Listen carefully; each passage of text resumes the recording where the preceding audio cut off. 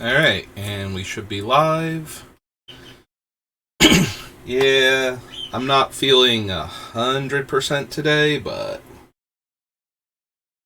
I do have this tall glass of orange juice sitting next to me, and I did want to work on Starn a bit, so let's just go ahead and do a stream. Probably have to stop and get more orange juice. I'm already halfway through the glass, just setting everything up, but yeah, I don't know.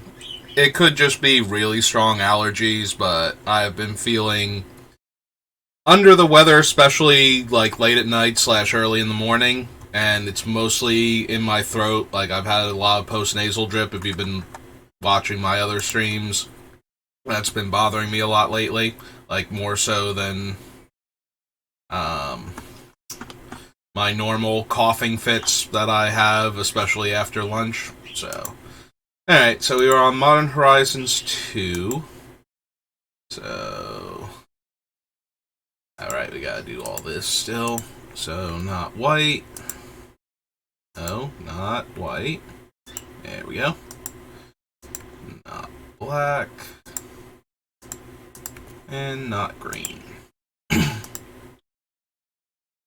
And for our expansion, we were on modern. Oops. So let me scroll down the page, but when I tried to scroll up, it's like, nope, you're going to scroll up on the list now instead. Alright.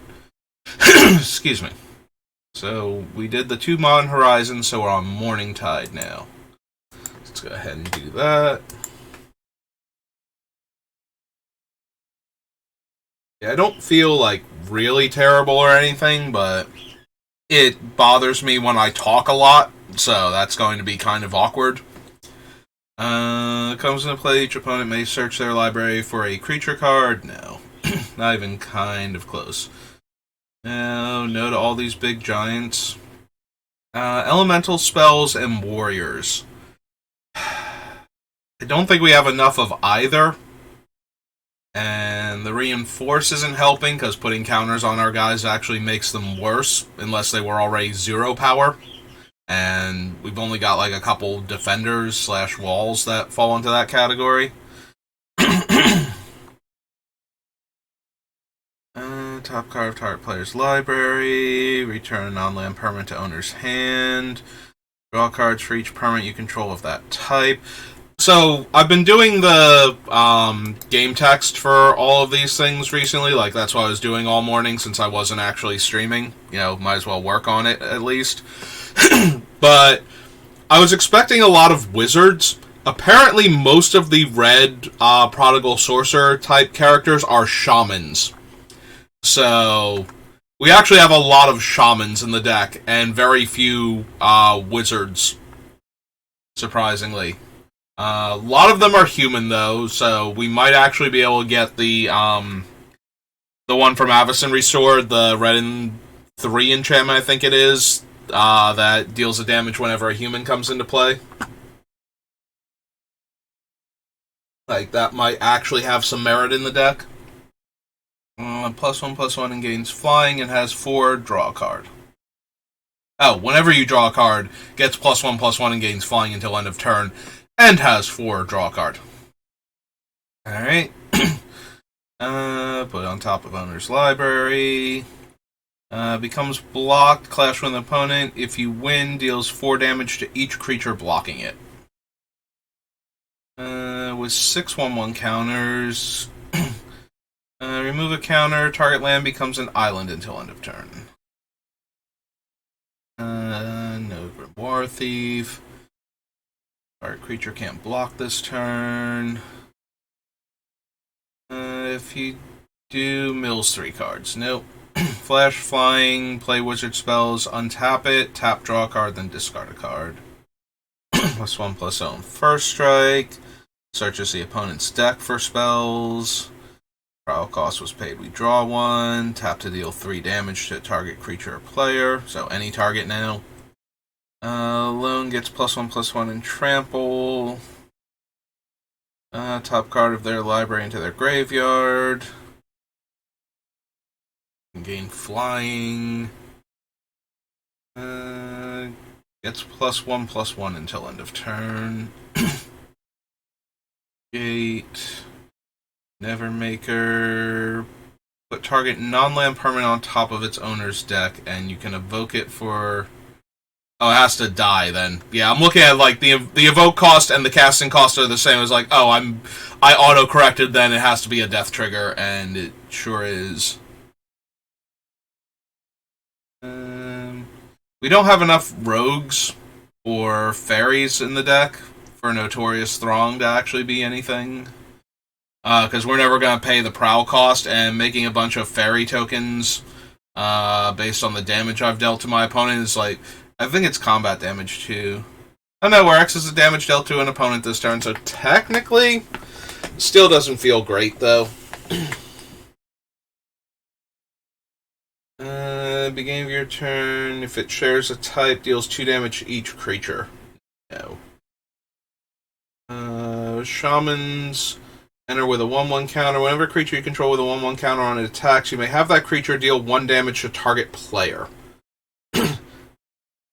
So it would reduce their effectiveness when getting blocked because now they'd be 1/1s or now they'd be 2/2s, so they'd only deal 2 damage instead of the 3 that they would have dealt with Starn. Although they do have an extra toughness this way, so they might actually survive, but that seems unlikely. You know, not a whole lot of 1/1s running around in Commander, and when they are, they tend to be utility creatures or tokens. So either the opponent doesn't care about them at all, or they're like too important to throw into combat with our guys. So very unlikely that the extra 1 toughness is going to save our creatures. So yeah, basically it's just adding an extra damage when they go unblocked, as long as he's in play still. Otherwise it gets rid of one counter each other shaman you control. And it only works when he comes into play too, so we'd already have to have the other ones in play. Yeah, the more I read this card, the less I like it. Clash with an opponent. If you win, return, release the ants to its owner's hand. Out of all of the recastable deal 1 damage cards we've had so far, I've never been a big fan of Clash to begin with, so this one feels super underwhelming. Like, we're going to spend red and 1 to deal 1 damage, and then maybe get it back.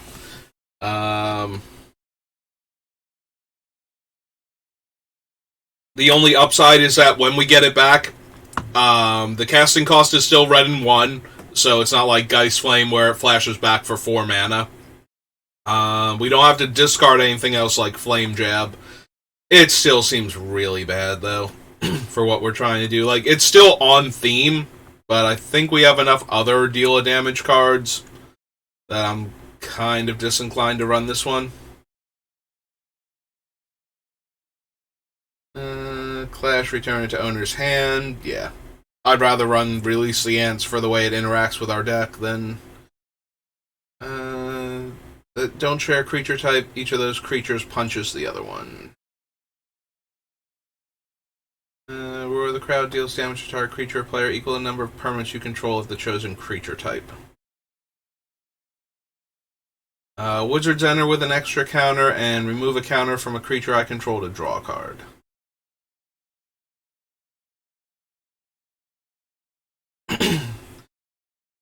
Seething Path Blazer gets +2/+0 in first strike. No. Each player discards their hand and draws 4 cards. Don't think so. End of turn for each attacking creature that shares a creature type with it. Tap 2 untap wizards. Copy target instant or sorcery spell. You may choose new targets. Yeah, like I said, unfortunately we don't actually have a ton of wizards in this build yet. So, Sigil Tracer would actually be... like, we have to get one of our other wizards with it, and we're probably not activating it more than once per turn, maybe twice at, like, the top end. Dies, deals 6 damage. Remove a counter to destroy an artifact. Reveal the top card of your library. Oh, top 7 cards. Then put those cards on the bottom in any order. If a card named Stomping Slabs was revealed... Okay, right, that thing. Again, not enough wizards and not enough merfolk either. I don't think, for the banneret. Control a wizard, draw a card.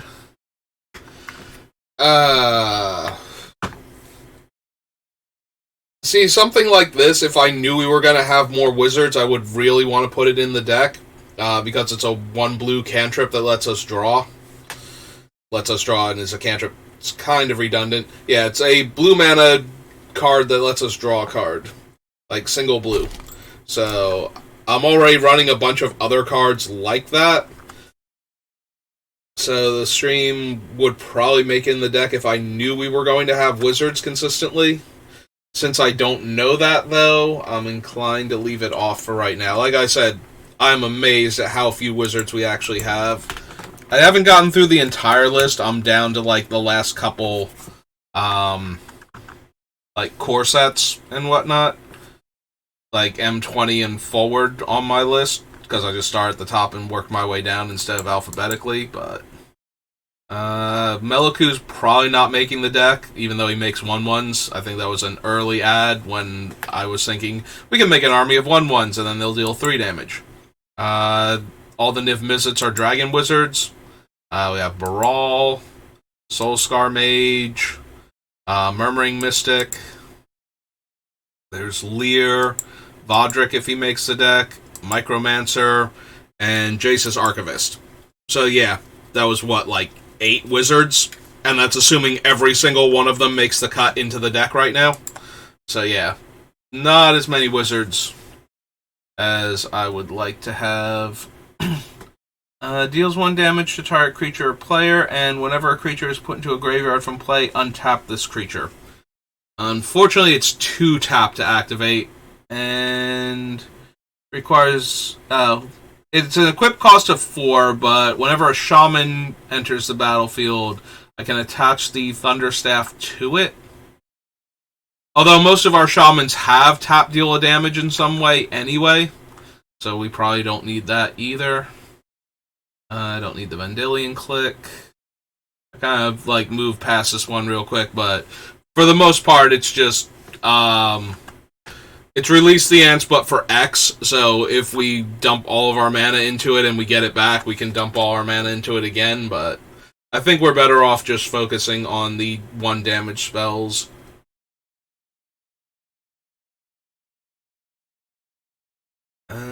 First strike until end of turn. And can give a creature flying with kinship. Oh, each creature I control gains flying. Alright, so that was Morningtide.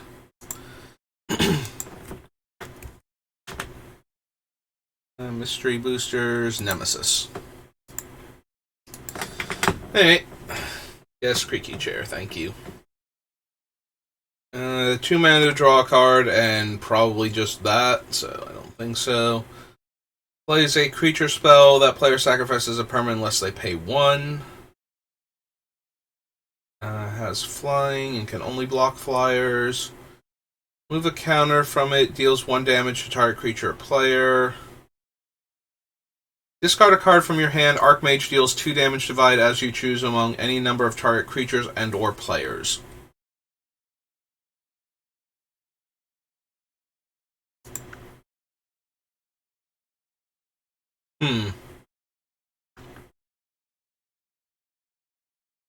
I mean, probably not. Like, I don't even know if we're going to have, like, how many of the arc lightning effects we're going to have room for anyway.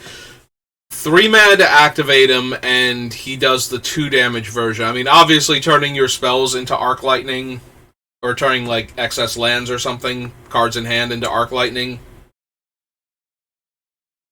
would have been absurd on a reusable creature like this. So... or it would have to cost, like, a lot more mana to activate him, but still, the only being 2 damage in our deck probably isn't going to make it then.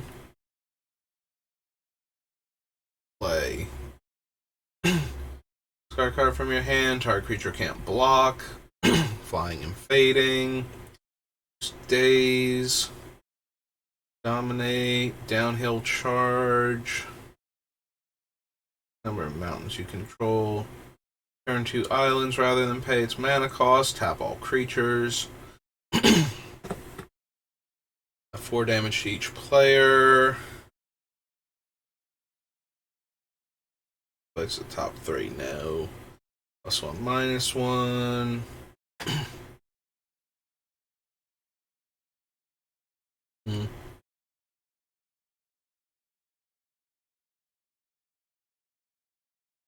Think we need any of these so far.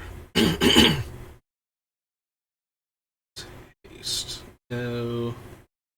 No. No. Also no. Target creature is unblockable this turn. Nope. Move fade counter from it. Tap target creature. Kill switch. Deal no damage. Or, hang on. Becomes blocked. You may have it deal damage equal to its power to target creature. If it does, okay, deals no combat damage this turn. So no to that one. Isn't there a, the whelp? Becomes blocked. You may have it deal damage equal to its power to target creature.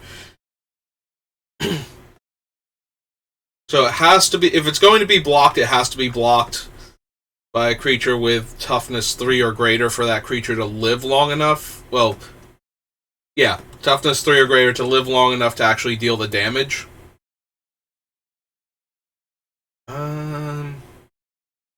Still not great. It's a beast. Is that accurate still? Yeah, okay. So no actual synergies with our other cards. Back 2 mountains, or pay 2 red and 1 and makes 2 1/1s.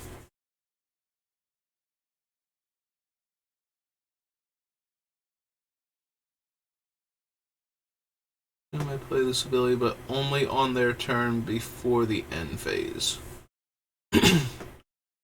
Nope. Gold. No. Mogcatcher. No to that thing. Absolutely not to Pale Moon. One of my least favorite Magic cards ever printed.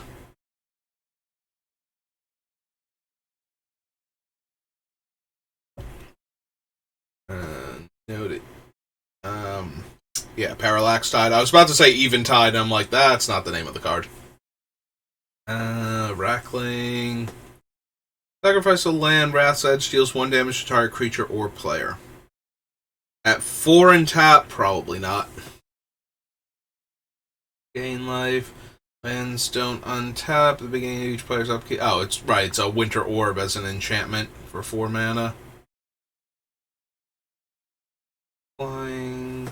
No. Sacrifice a creature. Rupture deals damage equal to that creature's power to each creature without flying and each player. Nope. No. No. No. The Shrieking Mog. No. By creatures with power 2 or greater. No. That text is way too small. Each player chooses a card in their hand, then each player reveals their chosen card. The owner of each creature revealed this way with the lowest mana value puts it onto the battlefield. Don't think so. 3/3. No. No to Tangle Wire. Discard a card from your hand, tap or untap target artifact, creature, or land. No. And no. Okay. So nothing impressive in Nemesis. New Phyrexia. I mean, at the very least, we'll probably be interested in Gutshot. And for that matter, Gitaxian Probe.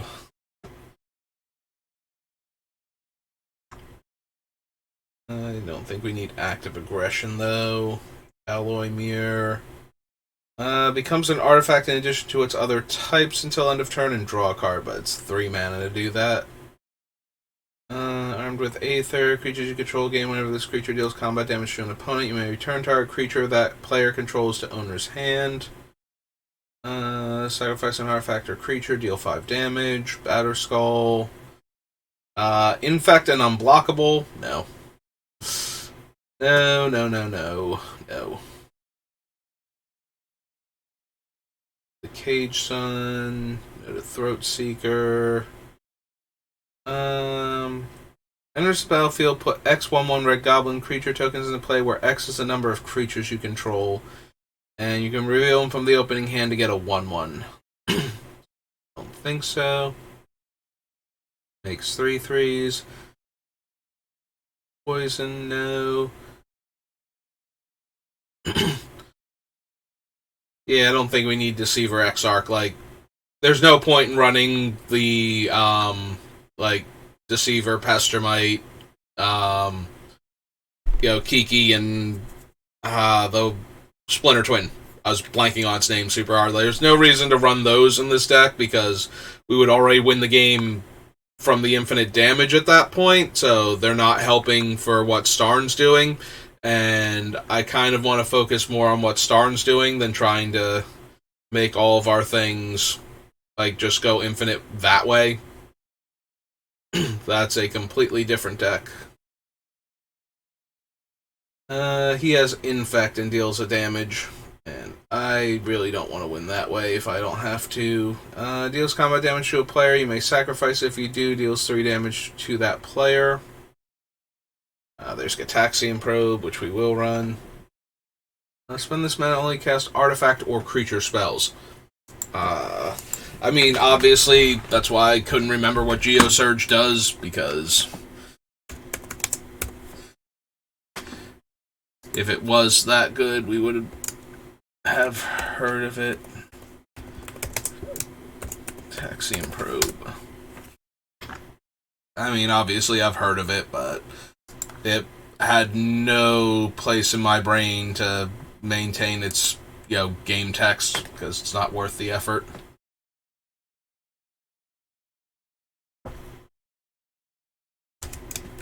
Yes, the Gut Shot for right now.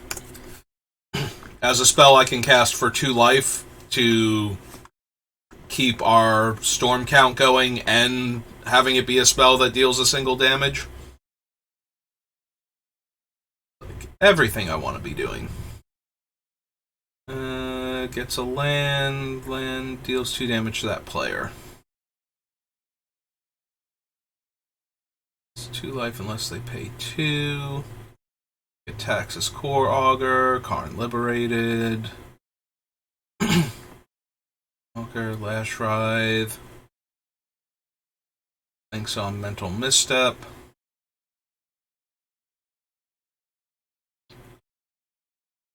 Dragon, Wellspring, Mere Superior. No.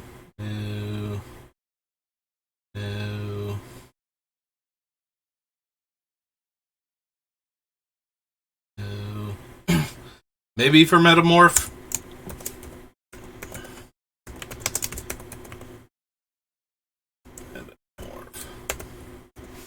Just a generically good card. And certainly something... We have enough stuff that we might want to copy to get extra pings in that are either creatures or artifacts, to the point where I could see running that.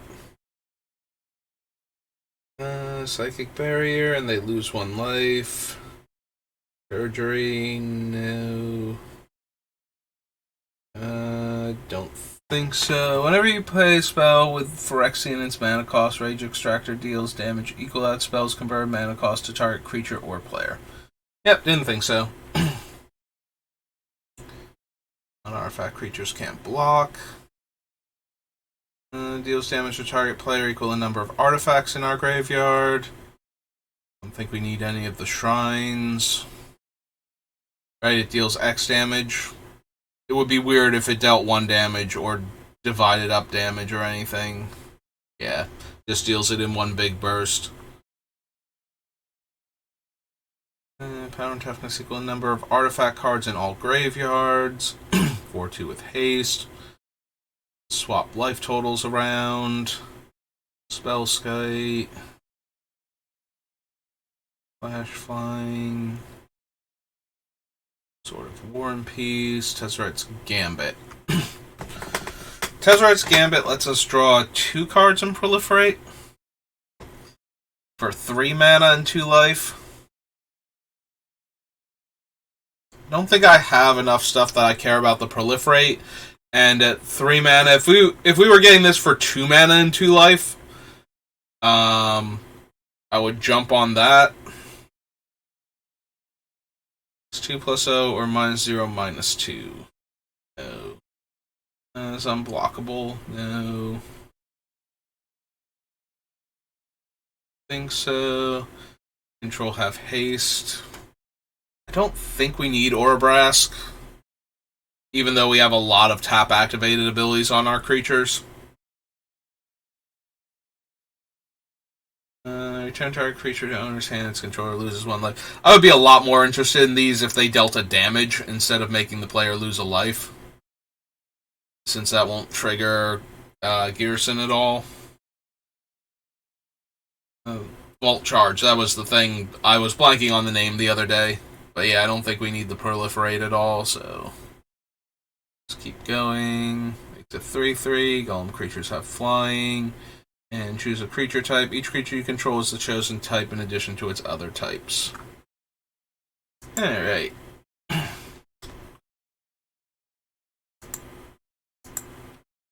So that was New Phyrexia.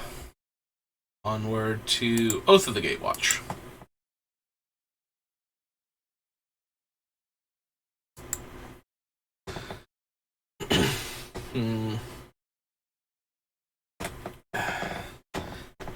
Three mana, Devoid, counters a spell unless they pay 1, and you get a 1/1 Scion. Not quite good enough. Untapped ally, discard a card and draw a card. 1/5 Crab. Target creature. Cost, or not, can pay for the surge cost. If you cast a spell this turn, deals 4 damage. Don't think so. +3/+1. +0 makes a 1/1. 4. Makes 2 3/1s. Discard our hand and draw that many cards +1. Deals X damage to each creature. Think so. Deals 2 damage to target opponent. No. Target player draws 2 cards, and the surge cost is still blue and 2. Again, I don't think so. Exile target land creature, deal 4 damage to target player. Doesn't untap. Rush of Tentacles. Return all non-land permanents to their owner's hand. If the surge cost was paid, you get an 8/8. 3 mana 2/3 that taps for colorless, but only for colorless spells and the abilities of colorless permanents. No. Deals combat damage to a player. You may draw a card. Target creature can't be blocked this turn. Returns a land to our hand to deal 5 damage to a creature or planeswalker. Excuse me. Devoid, flash, flying, and exile the top card of that player's library. If it's a land, return this to my hand. And it's a May, right? Yeah. 2/3 Devoid and has haste as long as you control another colorless permanent. No. That one. No, this guy. 5 and a colorless. Untaps during each player's untap step. And taps to deal damage to target creature or player. And then it's got like the 2 other modes. I don't know how many colorless lands I was planning on running, but I don't think it's quite enough for him. Also, either version of the deck, I think we can do better than a 6-drop that essentially is What am I thinking of? Like a Verdant Force, like any one of the forces where each upkeep it's doing its thing. Fall of Titans deals X damage to each of up to 2 target creatures and or players.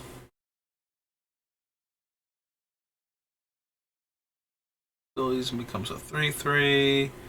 Lets us cast an instant or sorcery with CMC 3 or less from our graveyard for free and then exile it. 3/2 Surge Menace. Devoid flying attacks. You may pay colorless if you do. Another target creature gains flying. Blue and 2 or Surge for blue and 1. Top target creature doesn't untap and draw a card. Hedron alignment. Don't think so to Hedron Crawler. 2/1 Devoid, colorless and 2.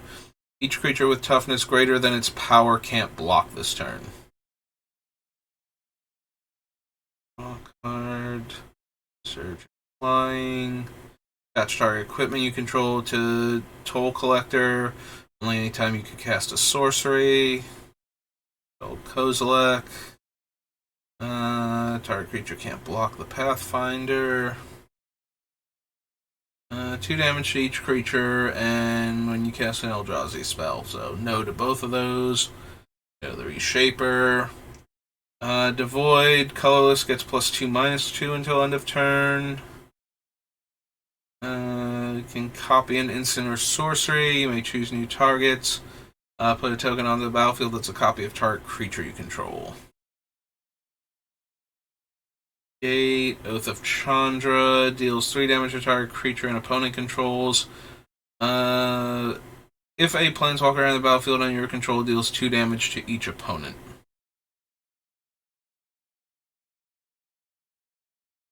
Can't be countered by spells or abilities, and counters a spell. Port 2 and gain control of a creature. Ghyrson 3, draw a card. Cast your second spell each turn. Pyromancer's Assault deals 2 damage to target creature or player. A 4-mana enchantment on top of that, so I don't think so. +1/+0 in haste, no. The 2 target creatures your opponents control to owner's hand. Target player draws 2 cards, and it's a 7-drop sorcery. I don't think so. Devoid, target creature can't be blocked this turn, and draw a card. Maybe to that one, so we're on Oath, right? Oath of the Gatewatch.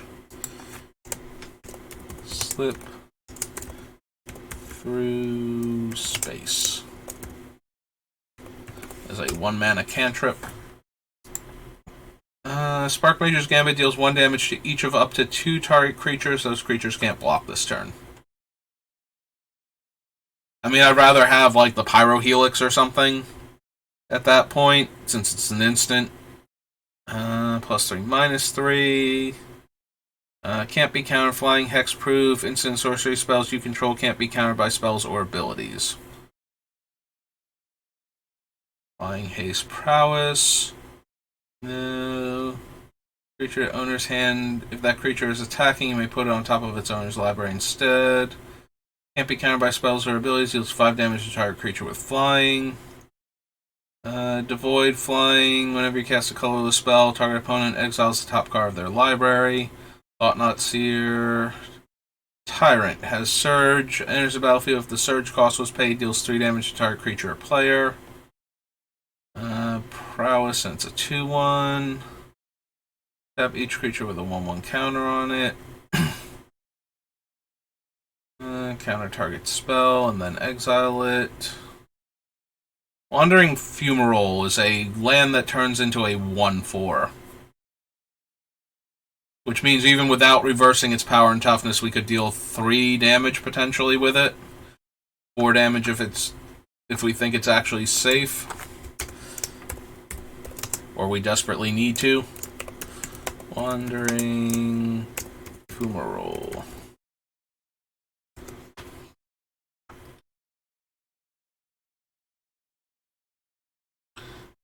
Vigilance and tap stat colorless. Choose one. Exile target creature with power or toughness 1 or less. Counter target sorcery or make a 1/1 scion. It's the waste. Deal 1 damage to target opponent. So, no. Okay. That was not the worst. We picked up another cantrip. So that was Oath. On to Odyssey. Then Onslaught.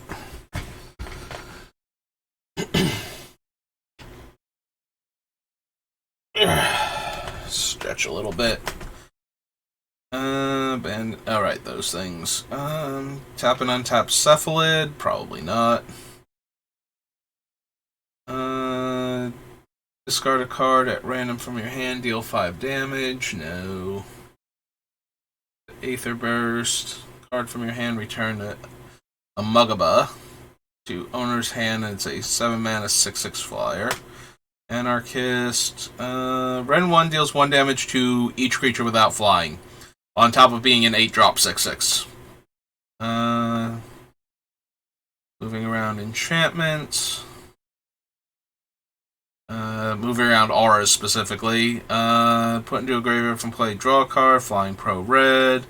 Blue and 1. Target player reveals the top card of their library. Deals combat damage to a player. That player reveals the top 2 cards of their library. You choose one of those cards and put it into their graveyard. No.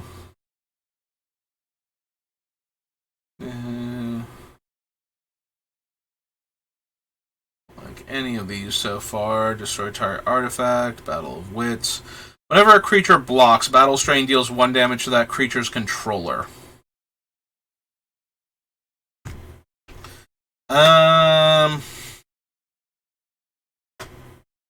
The problem is that Ghyrson will hit us. Yeah, that still is one of the weird things that kind of bothers me about the card, is that he will shoot us in the face too, and himself, if things are getting dealt damage. Because I would be very okay with Battle Strain as far as if I'm going to... I'm really seriously considering building 2 versions of the deck. One that's very all-in on Storm, and the other one that eschews the Storm and just worries about dealing 1 damage from all of its sources, basically. And the one that deals 1 damage to, like, just cares about dealing the 1 damage. If I have enough creatures, Battle Strain is good. But if I'm ignoring all of the Storm things, then I might not have enough 1/1 creatures running around for Battle Strain to actually be worth it. Yeah, I think we're just going to pass on Battle Strain in general. Creature's controller sacks a land. No.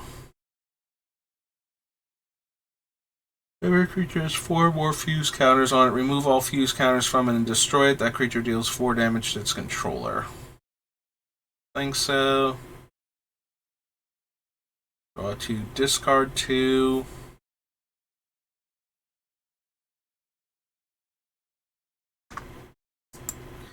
Do we want Careful Study?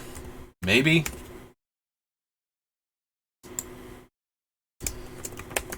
Careful Study. Obviously, we want Faithless Looting before we want Careful Study, but we might want both of them. So, like, we want Faithless Looting on so many levels more than we want that.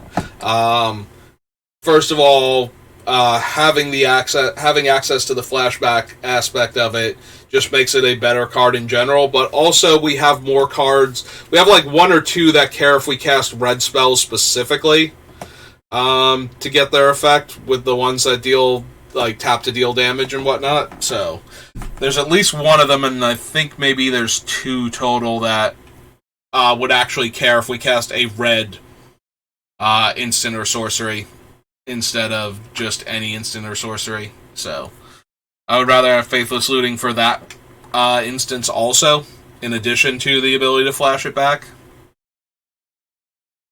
Yeah, I'm kind of scrolling through these pretty fast, but... Alright. So...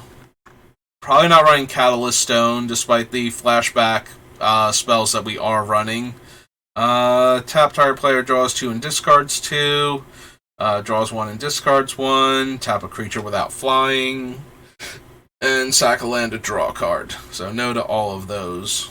Red 1 tap. Chain Flinger deals 1 damage. There's also a 4 mana 2/2. So I don't think so.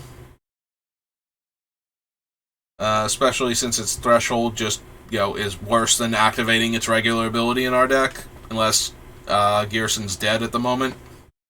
Chance Encounter. Cognivore is based on instance and is an 8-drop. Flying. No. Don't think we want that one. Tap all creatures without flying. Bounce a permanent, flashes back for 7. Each creature can't be blocked this turn except by 2 or more creatures. Excuse me. When we hit threshold, creatures can't block this turn. Change targets unless they pay 2. Unless they control an island. Sacrifice an island. Target land becomes an island until end of turn. Mountain Walk gets dwarves. Shrines don't do anything from this set. Card at random from your hand. Strike Force gains first strike until end of turn. Destroys a land and flashes back. Deals 1 damage to target creature. It can't be regenerated. Alright, so this one can only hit creatures. As opposed to Geist Flame. So this is actually a worse Geist Flame for the most part. It is 2 spells though. For our 1,000-Year Storm plans. So we're going to add it to the list, but yeah, it's a way worse Geist Flame. So Geist Flame obviously gets in before that one. But that doesn't necessarily mean we won't run it. Sacks the land, threshold, all players sacrifice all lands instead. Discard a card from your hand, return to owner's hand. Don't think so. Don't need Extract, Fervent Denial, Firebolt.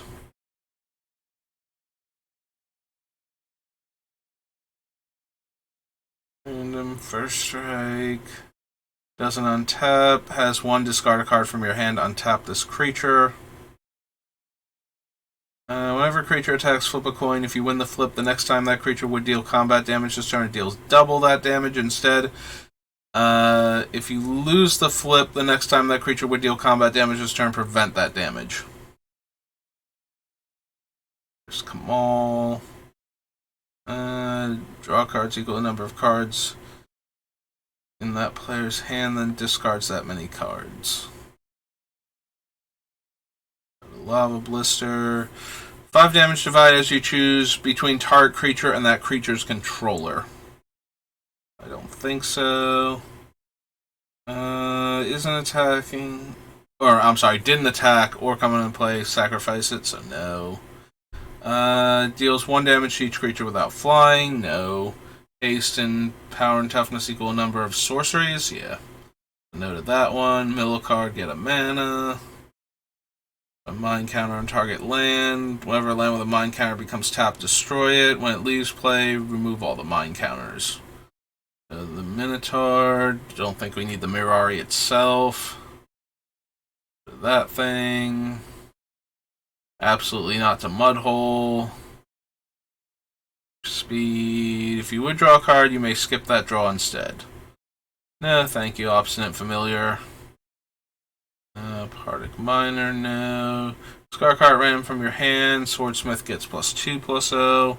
Oh, he's also a 3-drop 1/1. For some reason in my head he was like a 1-drop 1/1 with this ability. Which still wouldn't have gotten him in the deck, but wow, is he worse than I initially thought. Tap and untap Wizard to counter spell unless its controller pays 1, but we established I don't have anywhere near enough Wizards. Peak. Another 1 mana instant. Draw a card.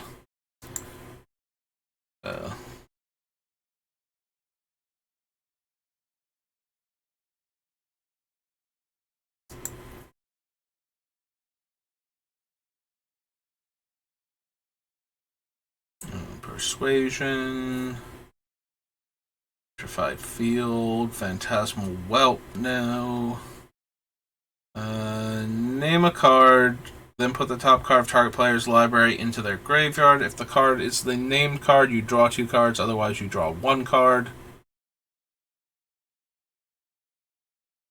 It gets really good when we want to mill cards that we know are on top of our deck.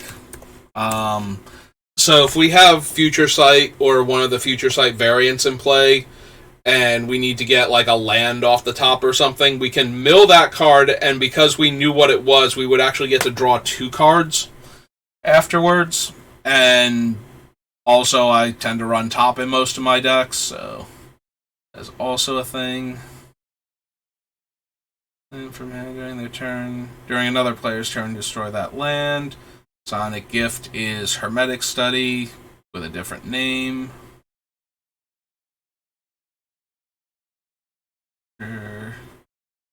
+3/+0 in haste, no. Target sorcery in your graveyard gains flashback until end of turn. Its flashback cost is equal to its mana cost. This is a 2-drop, and then it flashes back for 4. I mean, obviously, Past in Flames, this is not, but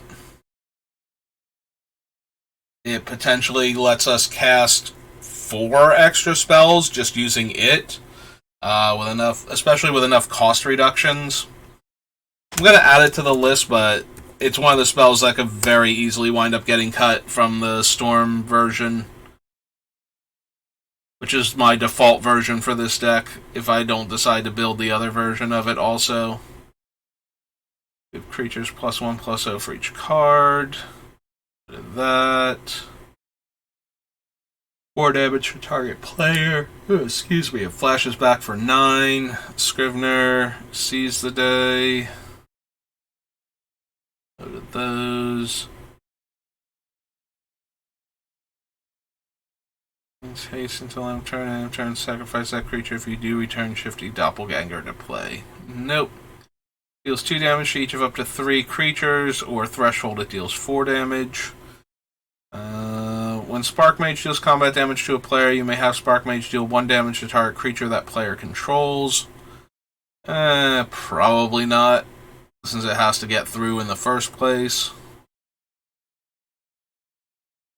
Destroy and Steam Vines, or Steam Vines deals 1 damage to that land's controller, then that player moves Steam Vines to a land of their choice. So, no.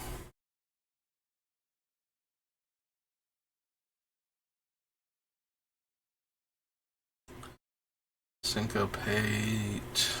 Thermal Blast, no. Think Tank. Beginning of your upkeep, look at the top card of your library. You may put that card into your graveyard. Yeah, I already passed on the search for Azcanta, and obviously we'll be running that first and foremost. Don't want Time Stretch. It's unblockable this turn and draw a card for 4 mana at sorcery speed as opposed to the 1 mana on the other one. Flying in pro green, each player sacks a land. Whenever a player plays a spell, that player may pay 2. If they do, they draw a card. Upheaval, 1 damage to each creature without flying in each player.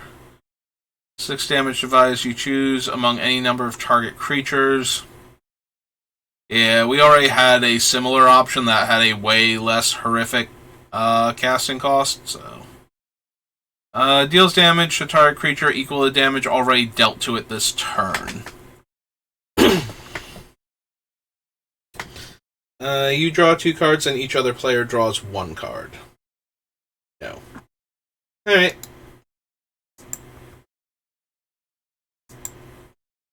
It's Odyssey. Moving on to Onslaught now.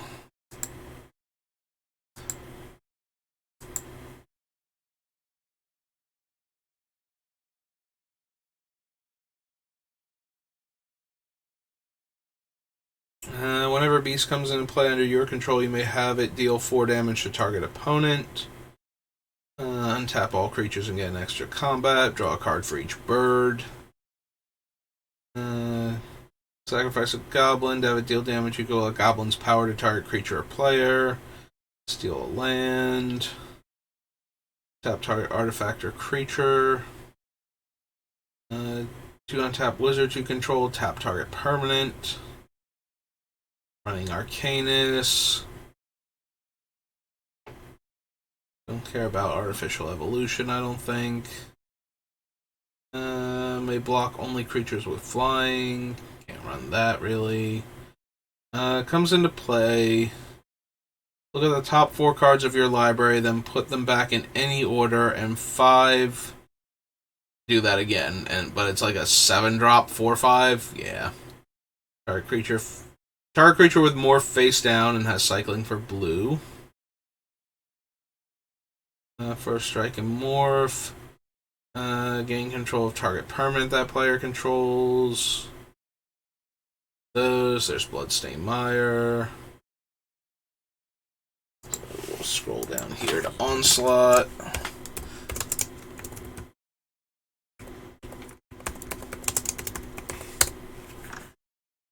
Break open, no. Brightstone Ritual for each goblin we have, no. Combat damage as you choose among defending player and any number of creatures they control. This is a 7-drop 6/6 though, so still don't care for it. Opponent chooses a creature type. Gain control of target creature that isn't of the chosen type as long as Callous Oppressor remains tapped.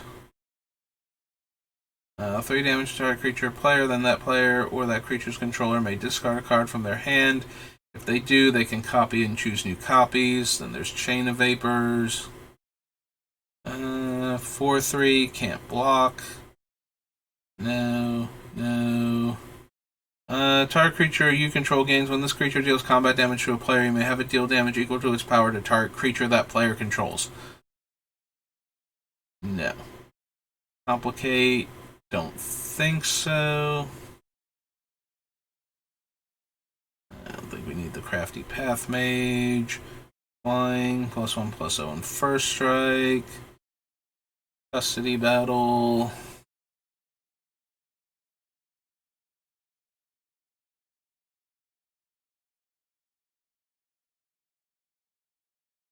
Counter target spell, top 4 cards of your library, then put them back in any order.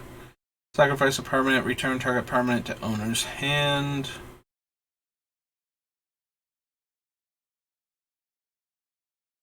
Unless its caster pays 1 and has morph. 3 damage, make a 5/5. Destroy target non-basic land.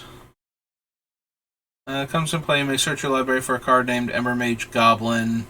So we'll only ever have the one, and it deals 1 damage to any target.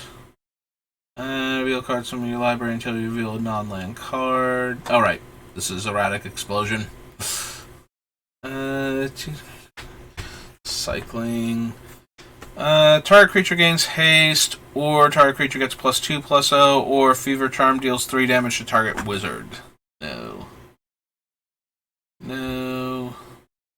Cycles a card, return Aven to owner's hand.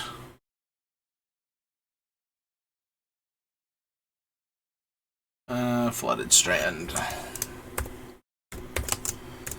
Flooded Strand. Check. Don't think we need the caves. I might be down for Future Sight though.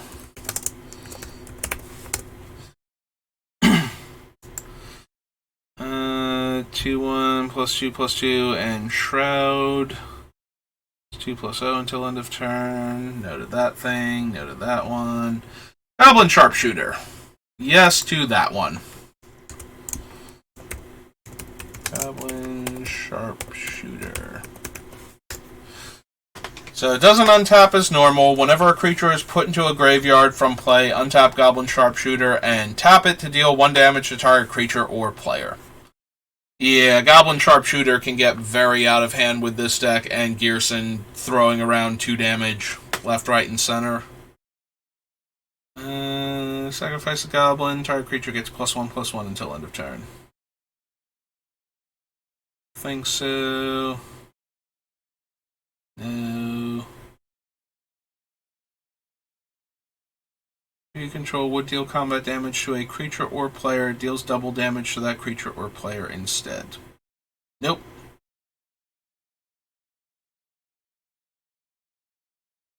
Is unblockable unless the defending player controls 3 or more creatures that share a creature type. Nope. Top X cards works as a number of wizards, no. Insurrection, no. Ixidor, no. And his will, no. Boom, no. Enchanted creature has tap, deal 1 damage to target creature. If enchanted creature is a wizard, it has tap, deal 2 damage to target creature. So no. Lay Waste, no. Lightning Rift, no. Our spells or abilities and Cycling Blue. I think so. Mana Echoes. Creature comes in play, you may pay. You may add 1 for each creature you control that shares a creature type with it. Probably not still. Like, most of our creatures are going to be shamans, apparently, or humans. So there's a fair amount of overlap, but I don't think we're getting enough out of Mana Echoes consistently to justify putting in the deck. If target spell has only 1 target, and that target is a creature, change the spell's target to another creature. Menacing Ogre, Mistform Dreamer, Mistform Mask, Mistform Mutant, Shrieker, it looks like. Yeah, Shrieker. Sky Reaver, Stalker,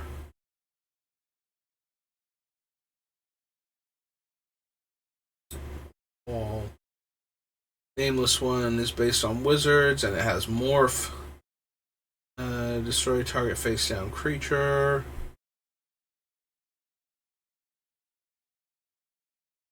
Control more creatures of that type than any other player. You gain control of all creatures of that type. 4 damage to a target. There's Polluted Delta. Alright. And Polluted Delta. Until end of turn, wizards you control have tap counter target spell. Spell has only 1 target, and that target is Quicksilver Dragon. Change the spell's target. Draw X cards for each card drawn this way. Discard a card from your hand unless you sacrifice a permanent. Nope.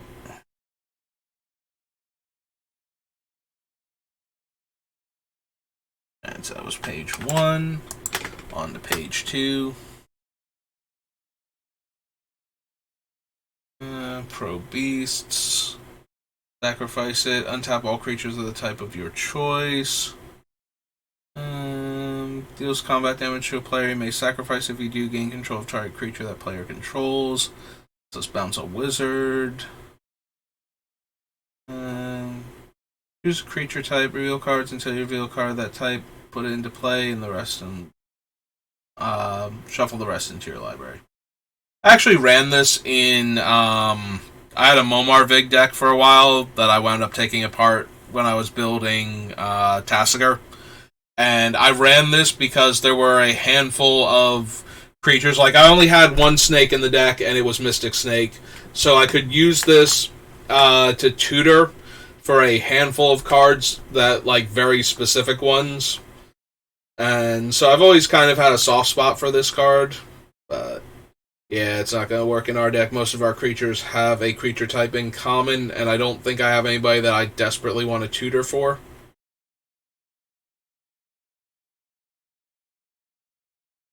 The Rorik's Bladewing, no. The top card of your library, you may put that card into your graveyard. Oh, so literally Surveil 1. On a 4 mana 2/2 and requiring 3 mana to activate. Flying comes in play. Look at the top 4 cards of your deck and put them back in any order. Oh, he's a 4-drop. I misread him as being blue and 1, and I was thinking, like, wow, those are really good stats. And there's a reason why those would have been really good stats. It's because they are not the stats on the creature. Seize Claim.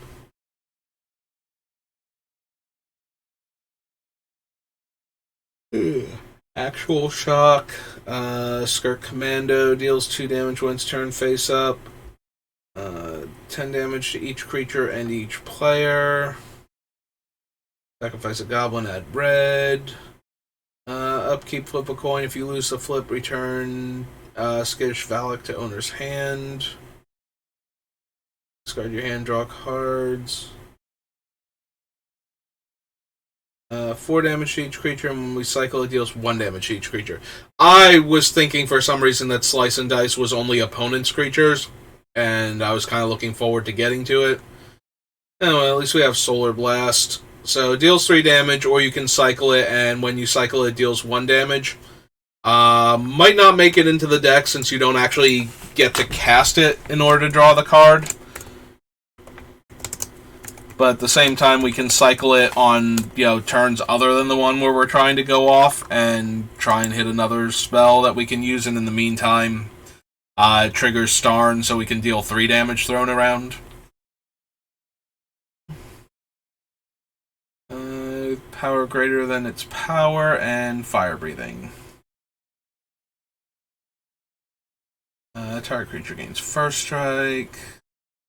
Look at target player's hand, the top card of their library, and any face-down creatures they control. Look at the top 4 cards of your library and put them back in any order.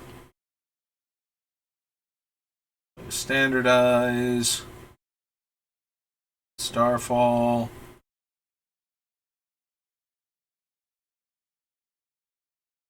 Five cards. Deals damage to Tefferderm, deals that much damage to that creature. Spell deals damage to Tefferderm, deals that much damage to that spell's controller. Thoughtbound.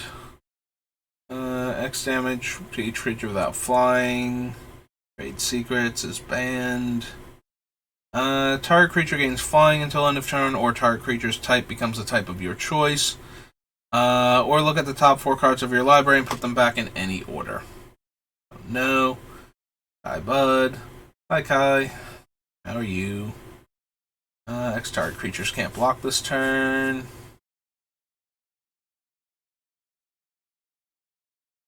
Any number of target opponents each discard their hand and draw 7 cards, and then we draw a card. So no. Windswept Heath can't get any of our land types. Wooded Foothills can.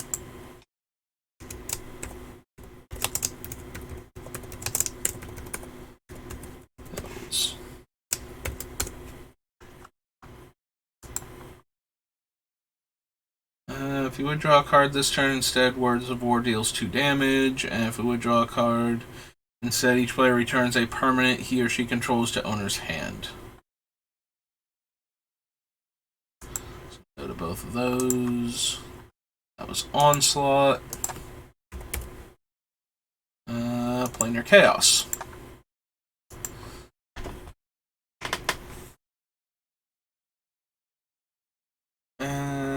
Draws a card each time it comes, down ticks on Suspend.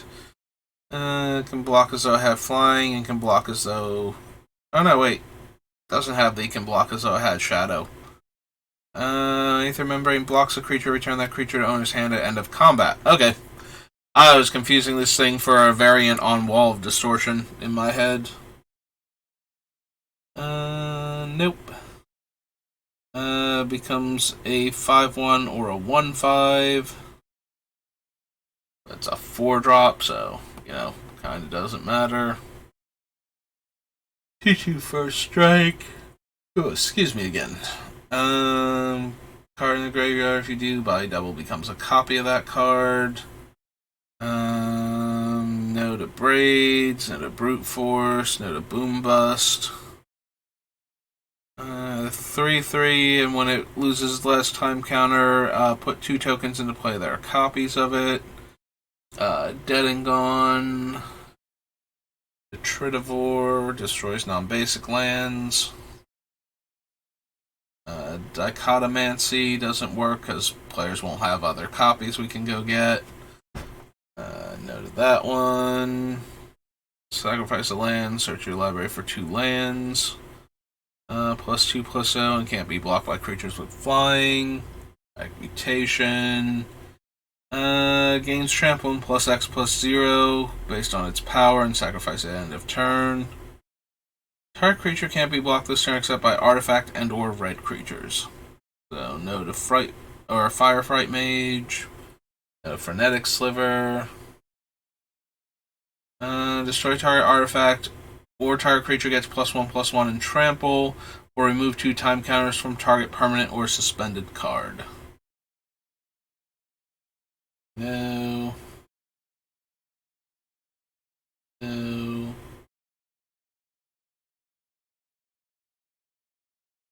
Let's see. Joe's Avenger is already a 6-drop, so. And we can give it 3 abilities, and it'll be a 1/1. So it can gain Double Strike, Pro Red, Vigilance, or Shadow.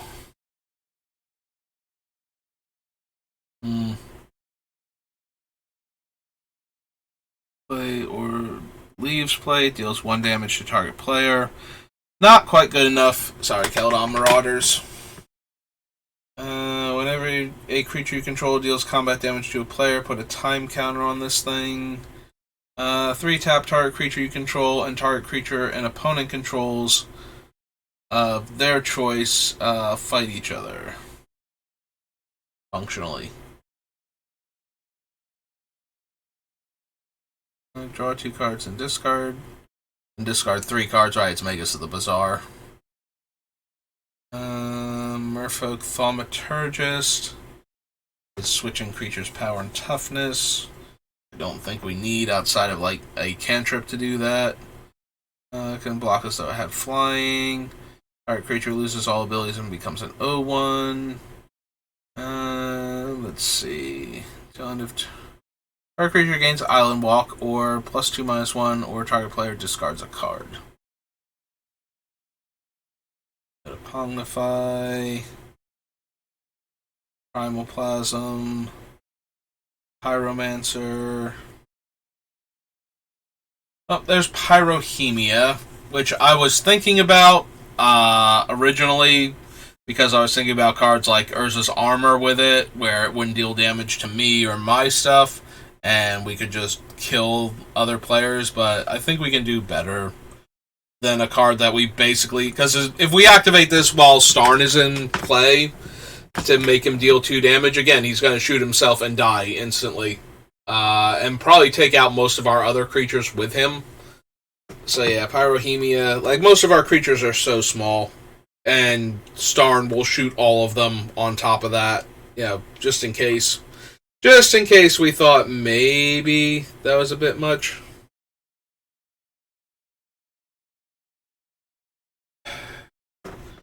There's the Serendib Sorcerer, who we could tap to make creatures O2s, and by doing so, make all of our 1 damage things lethal for that creature.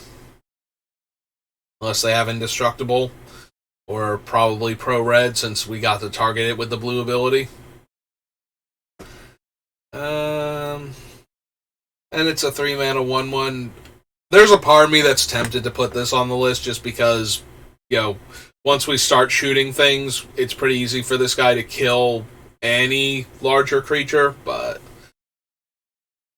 I think we can just keep stacking damage if we want to do that. And it's not like this guy takes away abilities, so it's not like he can kill indestructible creatures and whatnot that way.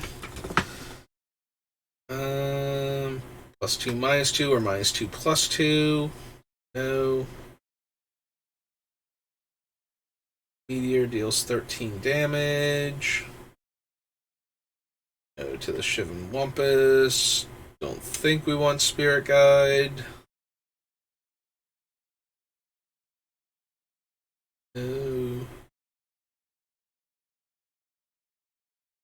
Instant or sorcery spell. Its controller reveals cards from the top of their library. Until they reveal an instant or sorcery card, that player may play that spell without paying its mana cost, and then shuffles their library. That's a 4-drop, so don't think I would be... Like, if this thing were cheaper, I could probably be bothered to cast it to... to counter one of our spells and add to the storm count while going and fishing for another spell. But... Others have vigilance... vanishing. Power and toughness are equal to the number of time counters on it.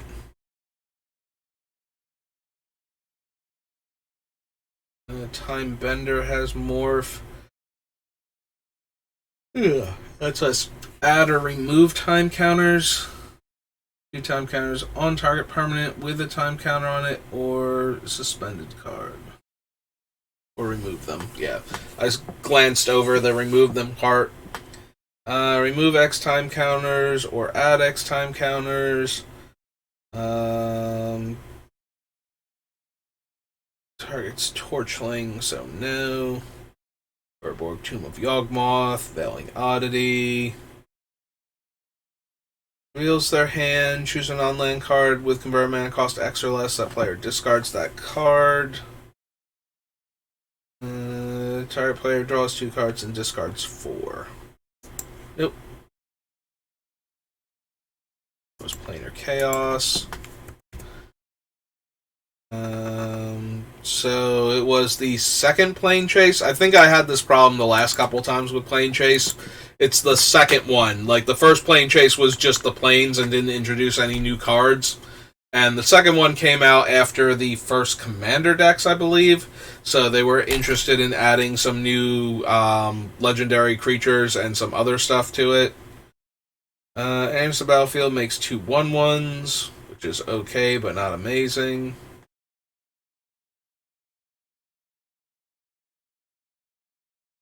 Has Cascade and can bounce back to the hand. I don't think we need Fractured Power Stone in this deck.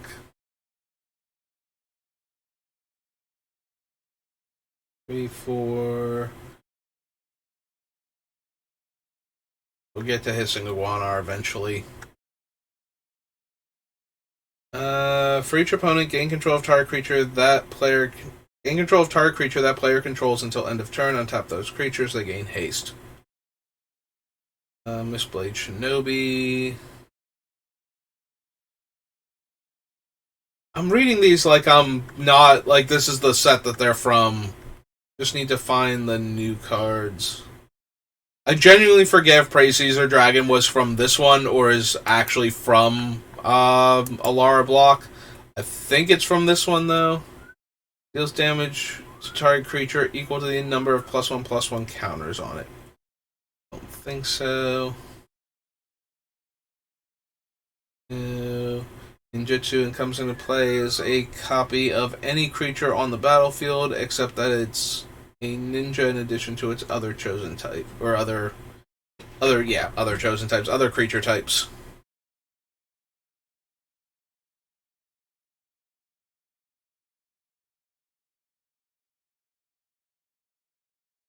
Shino, Thunder Thrash Elder, Vitsugazi. That one's a reprint. Oh, was there only like one? Oh no, right, we had the Sakashima student. I genuinely cannot remember if Praise Caesar Dragon is, and I'm kind of curious now if this was its first set. Yeah, it's only from Plane Chase. Okay, so that was a unique card at least, even if it wasn't anything we were interested in. Alright, so that was Plane Chase. Going back. Alright, so Plane Chase, Plane Shift.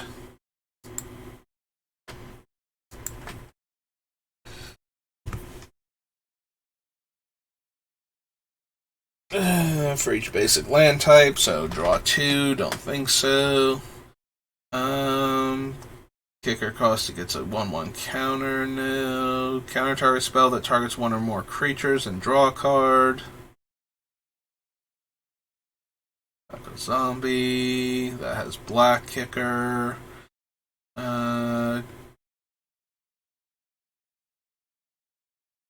Escape route. White or black creature? Nope. Yeah, I got a little distracted. Urtai's Trickery has one of my favorite flavor texts for, you know, fallen ally turned villain. Yeah. Don't worry, Jared. I'm sure the crew will come for you, or I'm sorry, will come to your rescue as quickly as they came to mine. Yeah, that was when the crew found out that Urtai was a horrible monster. And then he died, and then he miraculously came back to be a villain in Dominaria United.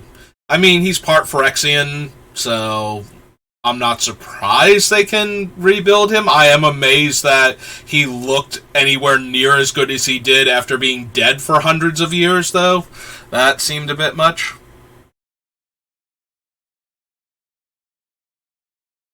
I mean, they were going up against Karn, who was around back then, so I could totally understand bringing back one of his friends as a monster from the good old days.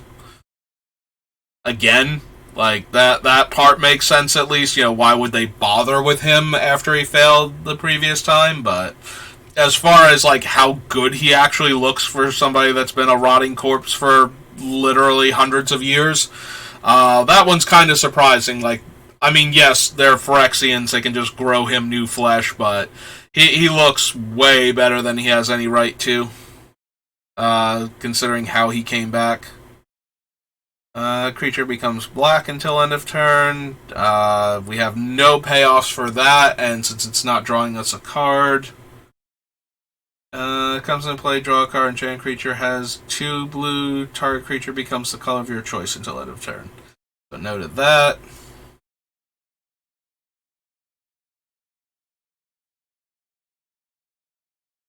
2 damage to target blue creature, no. Makes our blue and black spells. 3 damage to target non-red. But yeah, no. Like, I was surprised to see Urtai back. But more so the fact that they had managed to, like, he was dead. Like, they didn't retcon him back to life or anything. They just resurrected him, but yeah. The idea that they could put him back together so well that he actually did not look like a rotting corpse still kind of throws me. It's like, so what are the limits on their ability to revive somebody at that point? Because I don't think there was anything special done to preserve him. In fact, I'm pretty sure he was nearly obliterated. Like, he was burned to death by a machine that infused him with, basically Phyrexian style mana. Like, it was designed originally where he was absorbing energy through it to make himself stronger. When he got stuck on Wrath, he was trying to displace Volrath. So Volrath had not done a great job, and it was getting close to game time for the invasion. So Yawgmoth created so Belbay is Eladmri's daughter, and she was killed by Phyrexian monsters on Wrath and rebuilt as a Phyrexian, and she got the job of appointing the new Evankar of Wrath. There have been other Evankars before Volrath. We only ever really saw Davril, I think is his name. He's in Urza's Destiny. He's like the weird little bald man with the skull cap. That's most famous for complaining about how it's his birthday on Carnival of Souls. Like, everybody's making me do stuff. It's like, Davril, kill these elves. Davril, make these goblins do their job. Nobody cares that it's my birthday. So he's kind of like this weird, like, sad, pathetic person, except that he's a horrible Phyrexian monster underneath all of that, too. Like, he's not some weak old man just because he looks like a weak old man. But he eventually got replaced, and eventually Volrath took over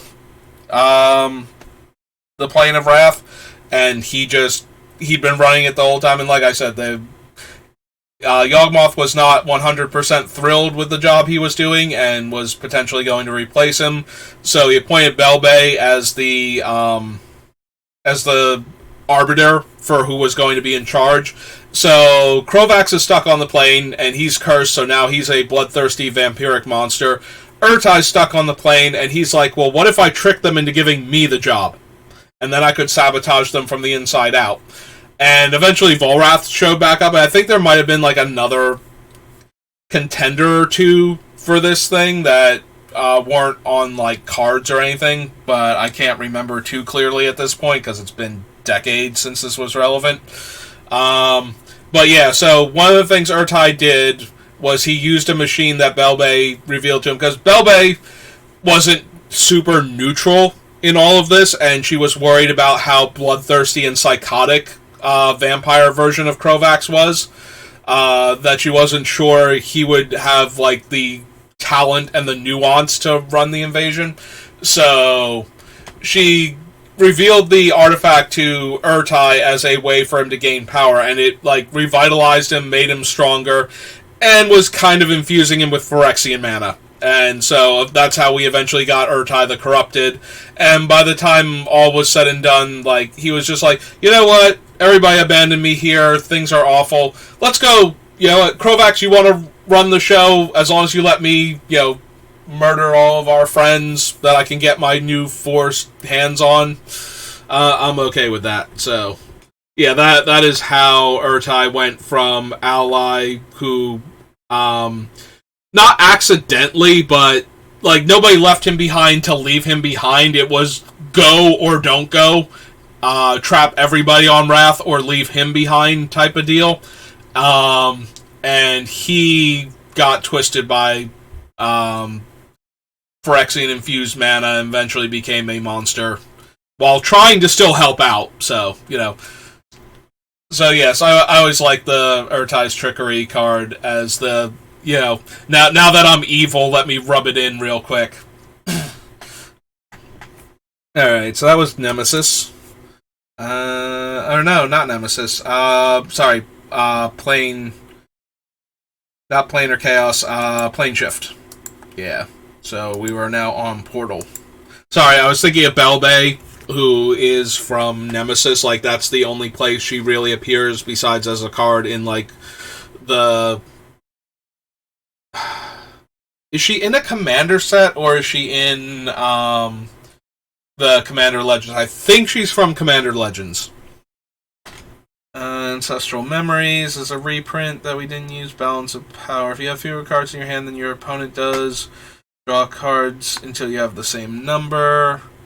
Look at your opponent's hand for each mountain and red card there. Draw a card. Deal X damage. Destroy all islands. +2/+0 deals 2 damage to that creature. Is a 1/1 that can tap to deal damage, but only at certain times. Gains flying. Has flying. Also has flying. Yeah, no to all of those. Can't block. Top 5 cards of your opponent's deck. Put one of them into your opponent's discard pile and the rest on the top in any order. No. Return a sorcery card. No. Flying. Destroy all creatures and all lands. No. No. Skips their untap step. Comes into play from your hand. It deals damage to any one creature equal to the number of mountains you have in play. Comes into play. Deals 2 damage to any one creature. Put into your discard pile from play, destroy any one land. 6 damage to each creature and player, destroy all planes. Each player chooses and discards from their hand any number of cards and then draws that many cards, and then you draw an additional card. 4 damage divided as you choose among 1, 2, or 3 creatures. So we can't deal 1 damage to each of 4 creatures. So one of the creatures would have to be dealt 2, which means at that point Arc Lightning is just better, because it would deal 3 to each of the targets if we did it that way. The only thing is, the only thing is we could do exactly 4 to a creature and kill it. So Can't block. Also can't block. Comes into play from your hand. Look at the opponent's hand. It's a 2-mana 1/1 flyer. Last chance, no. Destroying one creature or land, no. No. Mana War. Minotaur Warrior. Mountain Goat. No. Top 3 cards of your library and return them in any order. You may choose to shuffle your deck, then draw a card. So it's Ponder for blue and 1.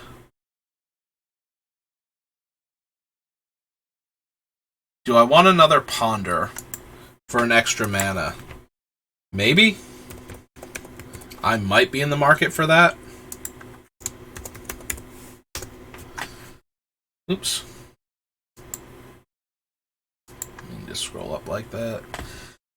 Comes into play from your hand, draw a card, then choose and discard a card from your hand. Nope.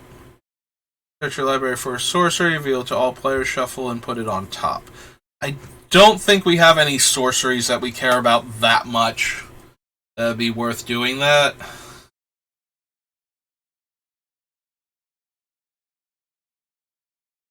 Actually, what are Grape Shot? Now I'm curious. What are Grape Shot and Empty the Warrens? Because now I really want to know if they're sorceries or not. Grape Shot, I believe, is one word. Is a sorcery. Is Empty the Warrens also a sorcery? Because I might... Like, I don't know that I would run this, but if both of them... And I believe Empty is a sorcery also. Yeah, it is. Okay. So... I probably will wind up cutting this, but the fact that it can get the Storm cards that I want to run in this deck makes me think that it might be worth running, because if we're running Storm, we're going to run a ton of cards that will let us draw the card that we put on top. So, in that regard, I'm okay with this. Running a 1-mana sorcery that puts a card from our deck on top of our library is a lot more palatable when we're drawing tons of cards. Especially if we want to then cast a spell to draw that card so that we can get another spell cast in the Storm count. Each attacking creature, no. Look at your opponent's hand, you draw a card. Oh, oops, Personal Tutor was supposed to be below that, not above it. Omen, Personal Tutor, and then Sorcerer's Sight.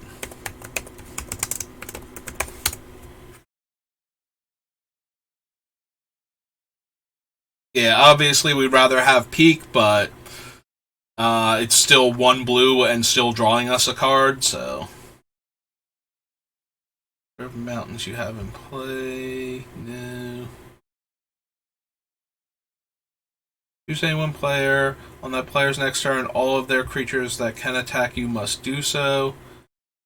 For each tap creature your opponent controls, you draw a card. Thundermare.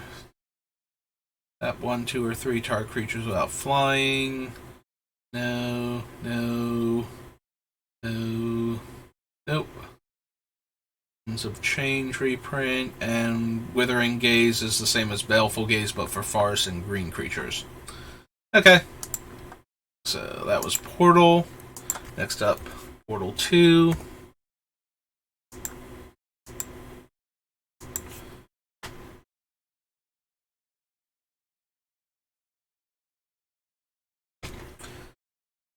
Yeah, I'm definitely down for any cheap sorceries that let us draw cards from these sets. Apprentice Sorcerer is similar to Capricious Magician in that it has the timing restriction, so don't really need that. 6/6 Flying Haste. That guy. Yeah. Any one of your opponent's creatures instead of to that player. Nope. Denizens of the Deep, no. Earthquake, no. Exhaustion, no. Extinguish, no. Look at the top card of any player's library. You may choose to put that card back on top of that library or into that player's graveyard. Nope. If that ended with draw a card, yes. Since it doesn't, that's a no. Because I would love to be able to surveil one and draw a card for this deck, so. On Firestarter, before you attack, you may sacrifice. If you do, deals 1 damage to any creature or player. Nope, would rather have Mog Fanatic. Thank you, Firestarter. I appreciate the effort, though. Only that creature can block this turn. Deals to your opponent's damage equal the number of goblin cards you have in play. 3 damage to each of 2 target creatures. 5 damage to an opponent. Deals 2 damage to each creature and each player. Denials a counterspell. Technically, it's a, whatchamacallit. The one that's cancel. The one that's always getting reprinted.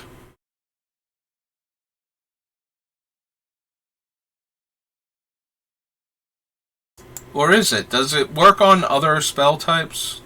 Oh no, it does only work on creature and sorcery spells. Never mind, it's not a Mystic Denial. It's a way worse Mystic Denial. I'm reading it, I'm going, wait a minute. Did they actually allow it to counter the other spells? And the answer is no. Even though it can counter all of the spells that are in Portal Second Age, it cannot actually counter any spell when played outside of that. And to play from your hand, destroy any one land. Unaffected by summoning sickness, can't block. Tap your opponent's lands to help you pay for spells. Does this thing have any errata on it? I don't think that it does. Until end of turn, you may tap lands you don't control for mana. Spend this mana only to cast spells.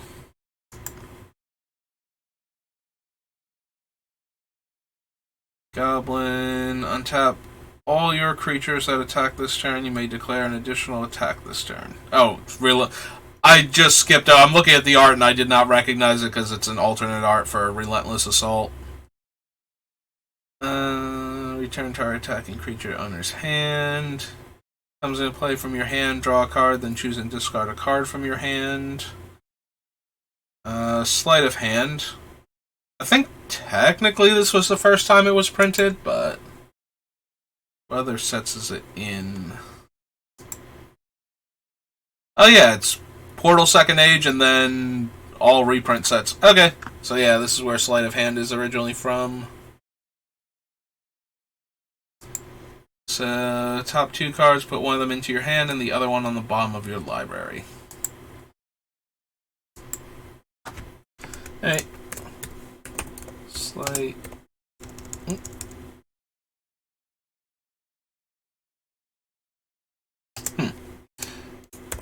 I don't know what I had written then, because I thought that's how I spelled it, and then that was incorrect, so one of them must have gotten out of order, and my brain was just auto-correcting it, and then getting confused why the autocorrect, is like, no, this isn't correct, and I'm like, but that's it, isn't it?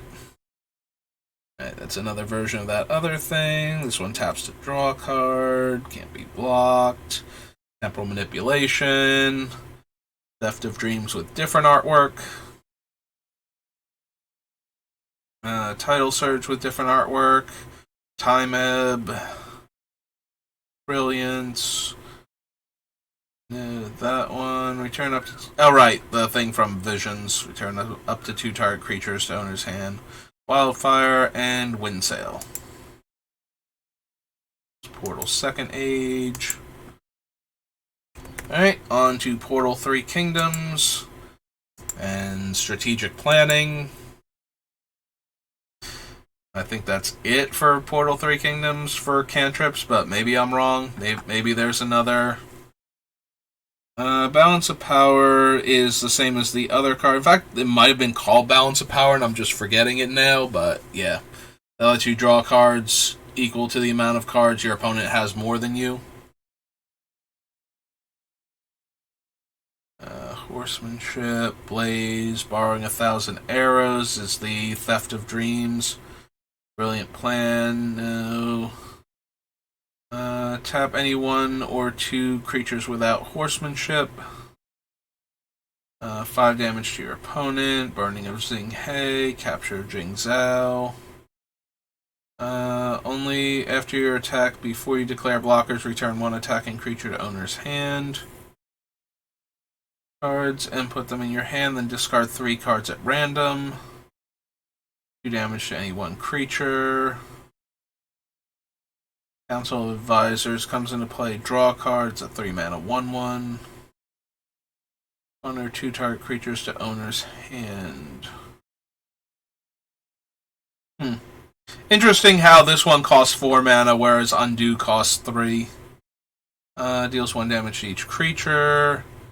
Before you attack, tap Diochan to destroy any one creature.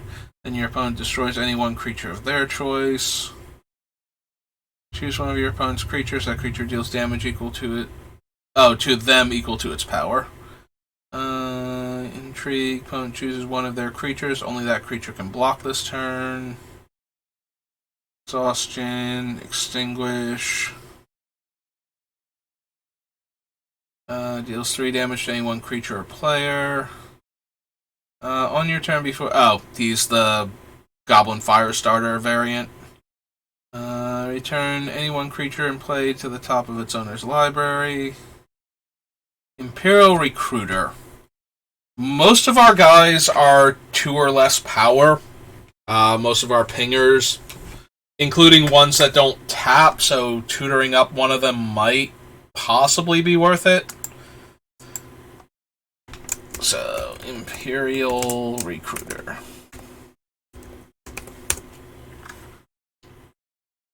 Independent Troops, Lady Sun. Before you attack, tap Lady Sun, return it and any other one creature to owner's hand. Nope. Boo. Lusu. On your turn before you attack, you may tap Lusu to draw a card, but it's a 5 mana 1/2. Successfully damages an opponent, you may draw a card. It is mildly tempting, since it's a 1/3 that is essentially unblockable for 4 mana and lets us draw a card. But ultimately, I don't think so. Machao has horsemanship, and whenever it attacks and no other creatures do, it just straight up can't be blocked. It's unaffected by summoning sickness, so he's a raging goblin. Mystic Denial, no. Play in response to another player playing a creature. It's the creature counter. It's the Essence Scatter. Comes into play, destroy any one land. Can attack unless the defending player has an island in play. Relentless Assault. Unaffected by summoning sickness. Deals damage to any one creature equal to the number of mountains you have. Rolling Earthquake. Turn any one sorcery card from your graveyard to your hand. There's Strategic Planning. So, top 3, put 1 in the hand and the rest in the graveyard. Strategic Planning. Oops. Draw soldiers. Horsemanship comes in play. Return any one creature from play to its owner's hand. Gives all of our things horsemanship. Take an extra turn and then lose the game. 4/4, 2/3 horsemen, 2/1, 1/1, or I'm sorry, 1/2 horsemen. Before you attack, it's again the Prodigal Sorcerer variant. Comes into play, look at your opponent's hand. Comes into play, look at the top 2 cards of any player's library, put one of them back on top, and the other one into their graveyard. Is okay, but not amazing. Attack unless the defending player has an island.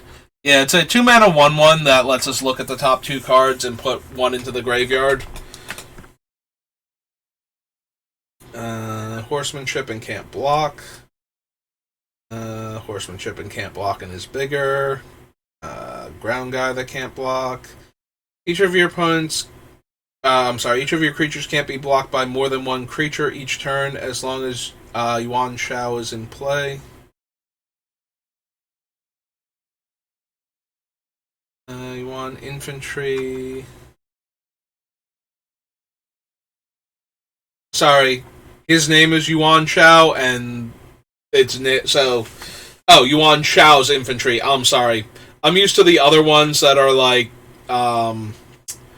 like Wei soldiers and whatnot, and I was thinking that for some reason that Yuan was the name of the province and the guy, and now all I'm thinking of is this could be a great boon for for Vegeta, and King Vegeta's like, myself, my son, or the planet. I had one of those moments where I'm looking at him thinking that it's Yuan infantry instead of his infantry specifically. Attacks and other creatures do can't be blocked. Can't attack unless your opponent has an island in play. On your turn, before you attack, you may tap this guy and make one creature unblockable this turn. A 2/2 Mountain Walk, 8/8 that comes back, and 1/1 Mountain Walk. Huh. I did not realize none of the Zodiac creatures were blue. For some reason.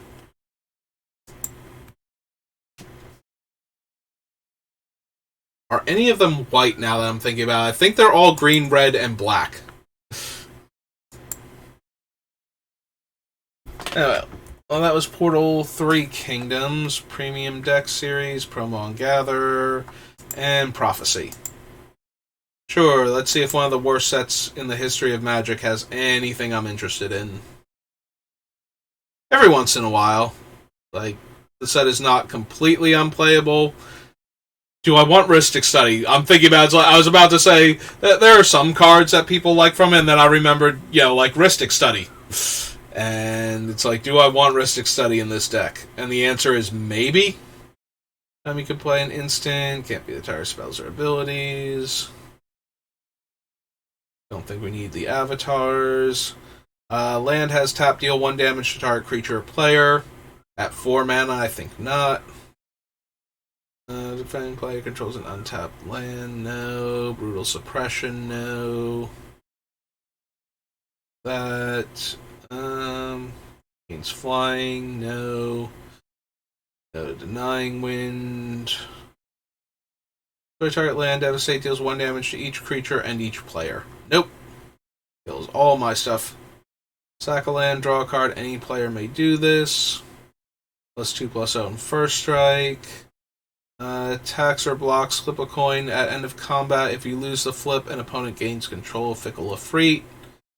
I can discard a mountain, deals 3 damage divided as I choose among any number of target creatures. So I can cast it for free by discarding a mountain, but it can only target creatures with the 1 damage. It's 3 damage, but I would prefer to hit 3 creatures for 1 normally with this deck. Am I interested in it, though, because I can discard a mountain to cast it? And the answer is probably not, but a little bit, so this is Prophecy. Oops. It's the O.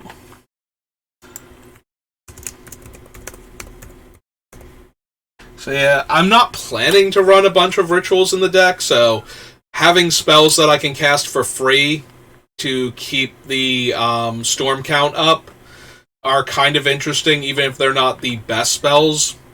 So yeah, being able to discard a mountain to cast this is not the worst thing in the world. A lot of the blue spells, the problem with it is that they're going to be like counter spells and reactive spells, because Gush is like the only one that managed to get through with the whole, hey, I'm going to let you draw extra cards for free. And we see how dumb Gush has been being banned in almost every format and keeps bouncing around the restricted list in Vintage. Like, sometimes it is, sometimes it isn't. Don't need that. It's unblockable as long as defending player controls an untapped land. No. 2 damage to each creature that was dealt damage this turn. Don't think so. Sack 2 lands, destroy target land. Control no untapped lands. It gets +3/+0 until end of turn. Comes into play. Each player sacrifices all lands they control except for 3 of them. I think we need Latula. Anytime you can play... Oh, it's an enchant creature you can play at any time you can play an instant. When enchant creature deals combat damage to a defending player, you may have it destroy target artifact that player controls. No.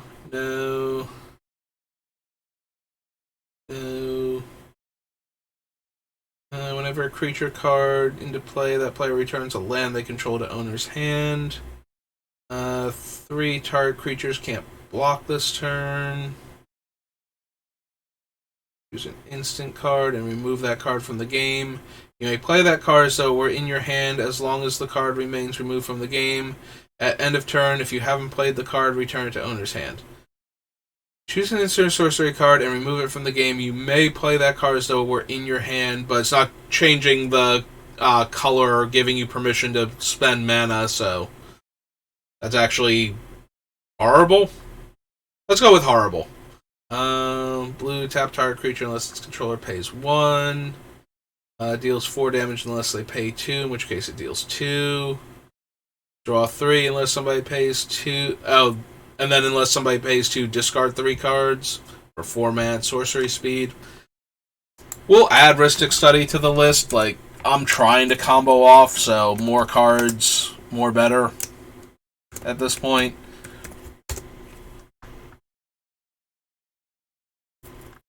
Even if it means maybe we get to draw cards while we're trying to combo off and players are countering our things.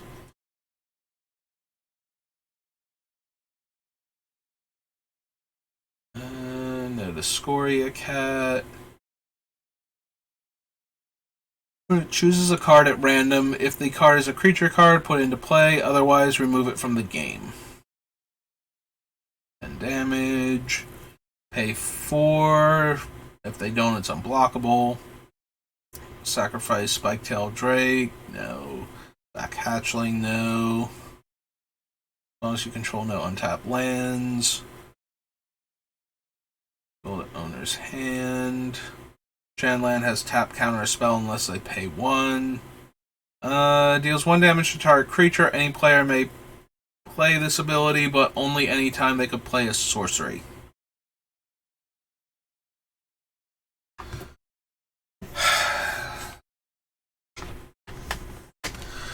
Yeah, no. There's a part of me, because we can cast it and then activate it very similarly to, like we can't do it with Rocket Launcher, but the Goblin version of it from the Mirrodin set.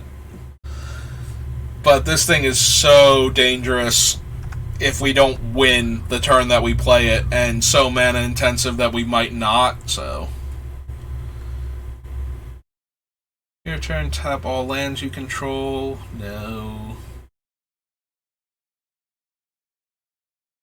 No. No to the well. No to the other well. Red target creature gains haste. When scout attacks or blocks, return to owner's hand at end of combat. No to the Mesa. No to withdraw. And no to Zarapa Minotaur. Alright, so we found 2 cards with potential. So, 1 more card than I thought we would. On to Ravnica Allegiance. And then Original Recipe Ravnica. And then eventually Return to Ravnica. Then we'll be all done with all of the Ravnicas. Now to Active Treason. I don't think we care about Amplifier. Turn target creature to owner's hand. If you cast a spell during your main phase, draw a card, but it's 3 mana. Yeah, I don't think any of the 3 mana bounces. I think we have Repulse on the list already from Invasion. In fact... Oh, that is Invasion. Yep, there's Repulse. So yes, it is on the list, and I don't even know if that one's gonna make it. Answer, draw a card, then discard a card. No. No. No. Whenever a creature you control with power 1 or less attacks, Cavalcade of Calamity deals 1 damage to the player or planeswalker it is attacking. Yes. Yes to that one. So this is Ravnica Allegiance. So not that one. Not that one. Not that one. That one. There's the one. Cavalcade of Calamity.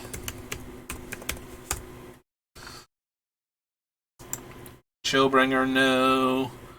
Riot. Attacks target creature opponent controls can't block this turn. Target player shuffles their graveyard into their library and draw a card.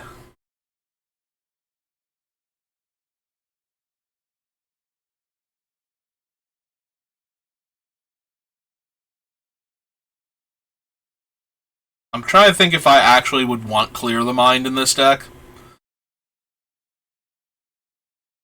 I don't think so. Yeah, I don't think so. I was trying to think if we would ever want to shuffle our graveyard back in because we're drawing, like we need either to redraw one of the other cards, but and this one wouldn't give like the opponents a fresh hand, like Time Twister style. So that would be the biggest argument for putting a card like Clear the Mind in instead. I don't want Code of Constraint because it's 3 mana. Enters the battlefield, deals 1 damage to each opponent and 1 damage to each creature your opponents control. It's a 4-drop, so I'm kind of meh on it compared to some of the other things, but it is still doing the thing. So we'll let him on the list. He probably won't make it even if I do build the just cares about dealing the 1 damage version of the deck instead of the other like Storm combo version, because he definitely doesn't make it in the Storm combo version, but maybe he can make it in the deal 1 damage to everything, but I don't even think there, so he's mostly getting on the list just because he's doing the thing. I like where his head's at, but at 4 mana I don't think we're running him. Flash, flying, enters the battlefield, gives -2/-0. Nope. No to that. No to that one. Sneak it can't be blocked. Deals combat damage to a player. Draw a card. Riot and Menace. No to that one. Create a 1/1 red goblin token. Create a number of 1/1 red goblin tokens equal to 2 plus the number of cards named Goblin Gathering in your graveyard. Nope. Can't run that one. Go to those things. 2/5. Whenever an opponent activates an ability of an artifact, creature, or land that isn't a mana ability, Immolation Shaman deals 1 damage to that player. And it's a 2 mana 1/3.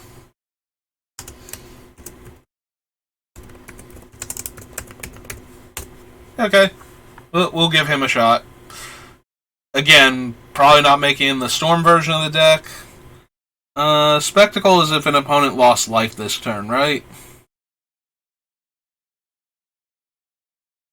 Yeah, I think we can add Light Up the Stage.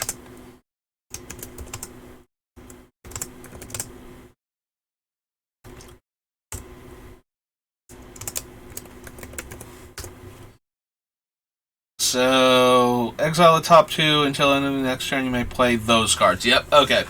Just making sure it let us play both of them and not a choice because of more recent cards that have forced us to choose which one of the cards we play. But yeah. Just as a spell that can draw us, functionally, draw us 2 more cards.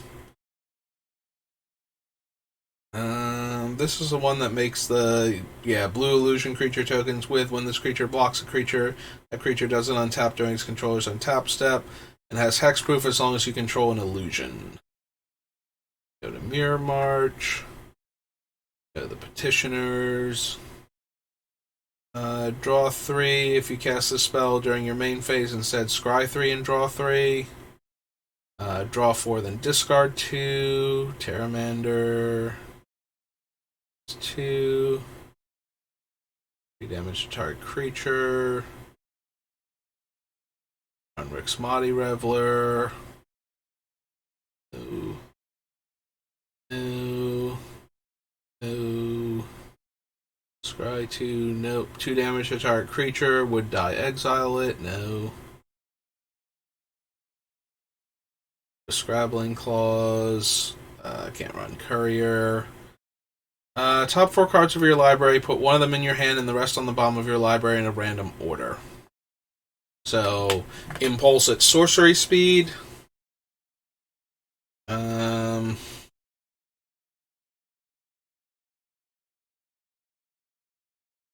mean, technically, yes. If I'm considering like strategic planning, then Shimmer of Possibility for the same reason.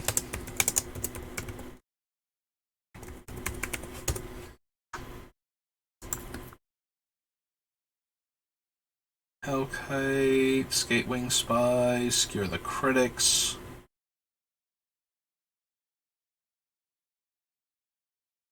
Or -0. Go to that. 1 damage to each player. No. Sorry, Spewer, but no. No. Scry 1.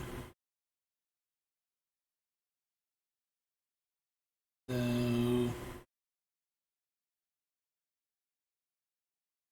Whenever you cast a multicolor spell, draw a card and tap, add 1 mana. Don't think so.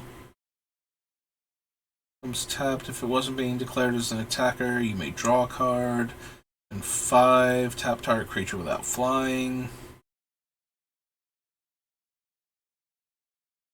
Storm Drake. Alright, so that was Ravnica Allegiance. Ravnica City of Guilds.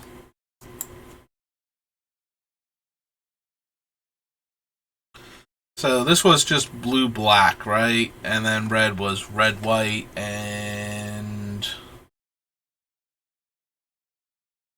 was that it?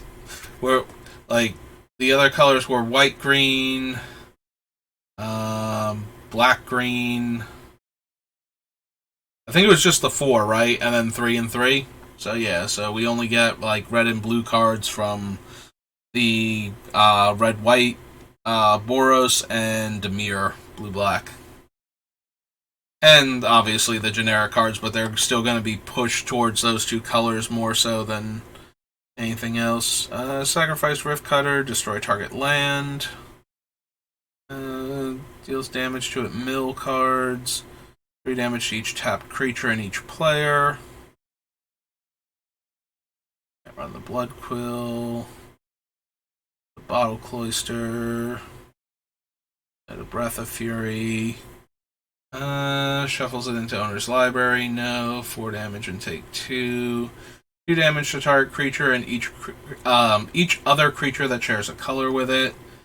Whenever a non-artifact permanent comes in control, you may return another permanent you control that shares a permanent type with it to owner's hand. Don't think so. No.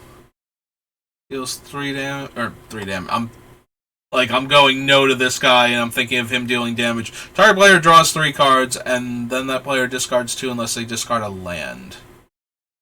So probably not.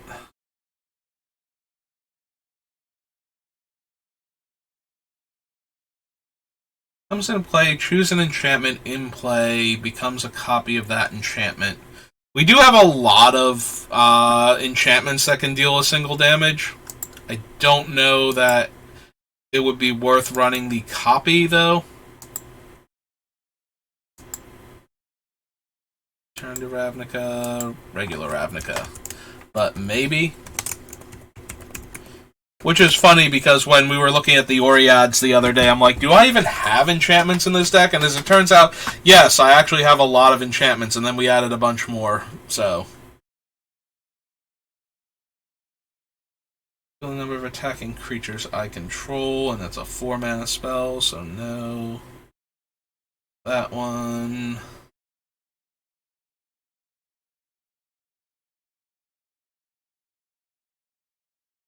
No. Target creature is unblockable, but it's a 6-mana 2/3 spirit. Dealt by Excruciator, can't be prevented. Almost definitely don't want Eye of the Storm. That player copies each instant or sword. Yeah, I didn't think so. 5 damage, no. Until end of turn, permanents you control have tap deal a damage to target creature or player.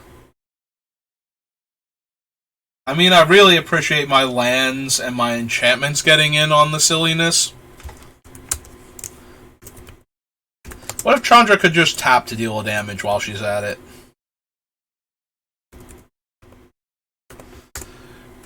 Yeah, I don't know that that's going to make it, but that one amuses me.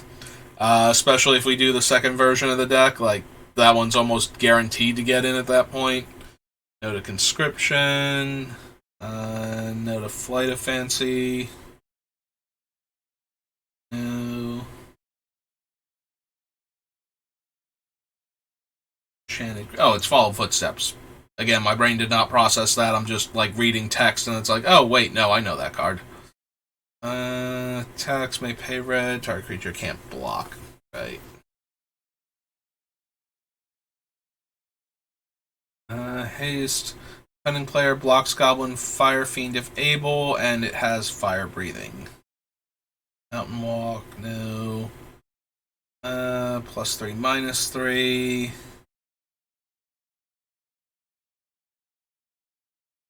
1. 9/9 Defender. Enters play. You may search your library for any number of cards that have converted mana cost 9. Reveal them and put them in your hand. If you do, shuffle your library. 4, it loses Defender, and it has Transmute. Let me go get any 9-drop I want. Cast a creature spell, becomes a 4/4 illusion. 4 damage to each creature without flying. Makes a bunch of 2/2s. Makes a bunch of 1/1 goblin tokens. Creature that share a color.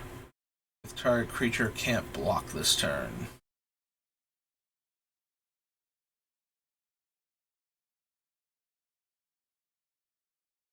No, can't run that.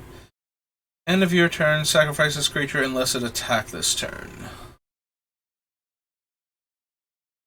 6 Defender, put a card from the graveyard on the bottom of your library. Turn Leashling to owner's hand. Each player draws a card, then discards a card. Enchant creature and all R's attached to it to their owner's hands. Mind Moil, don't think so. Mnemonic Nexus shuffles their graveyard into their library. Molten Sentry. Muddle the Mixture, no. Can't run that one at all.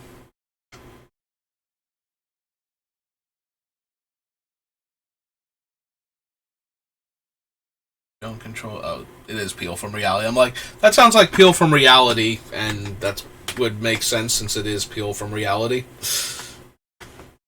Defender flying in first strike. Oh. Target creature's color becomes the color of your choice until end of turn. Draw a card for 2 mana.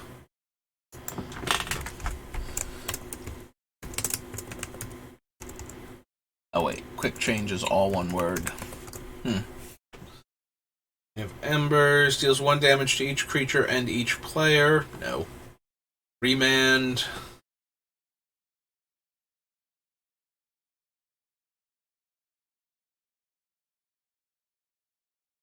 Maybe I want Remand?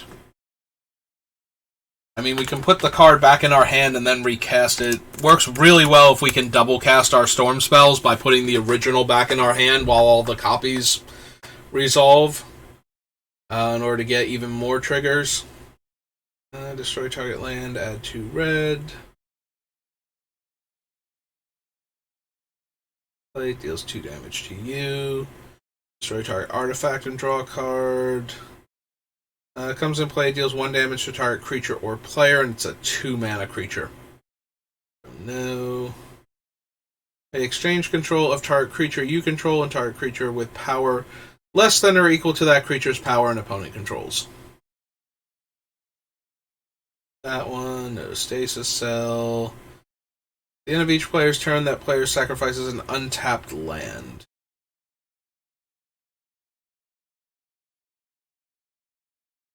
Creature and their color where they gain haste.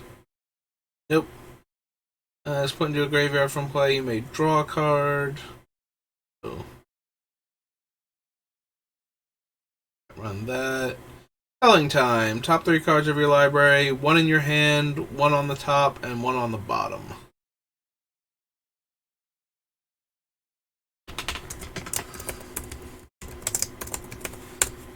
I mean, oh god, what's the one that has been in standard for forever from Strixhaven?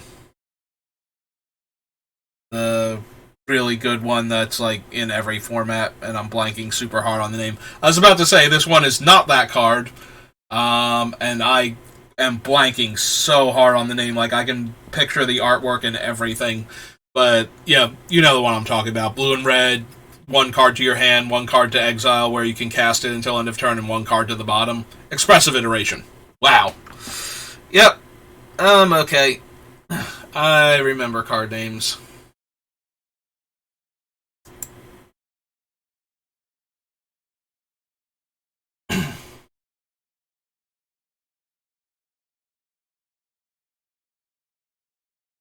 Terrarian, Defender, no.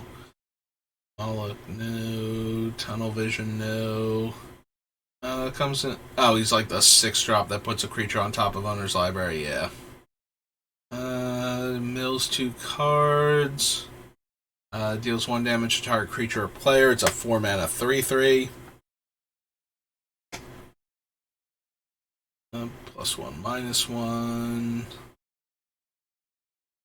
Game, return that creature to play under its owner's control at end of turn. Does 2 damage to target blocking creature. Players play with the top card of their library is revealed. Deals 1 damage to target creature and each other creature that shares a color with it. She's a 4-drop 1/2. Like, that's mildly interesting, but we can't hit any creature that's even partly blue or red without blowing up our own board, so. And an 0/6 wall, when it blocks, return it to owner's hand. It's an 0/6 wall that costs 6 mana. I guess it's not actually a wall, but it has no power.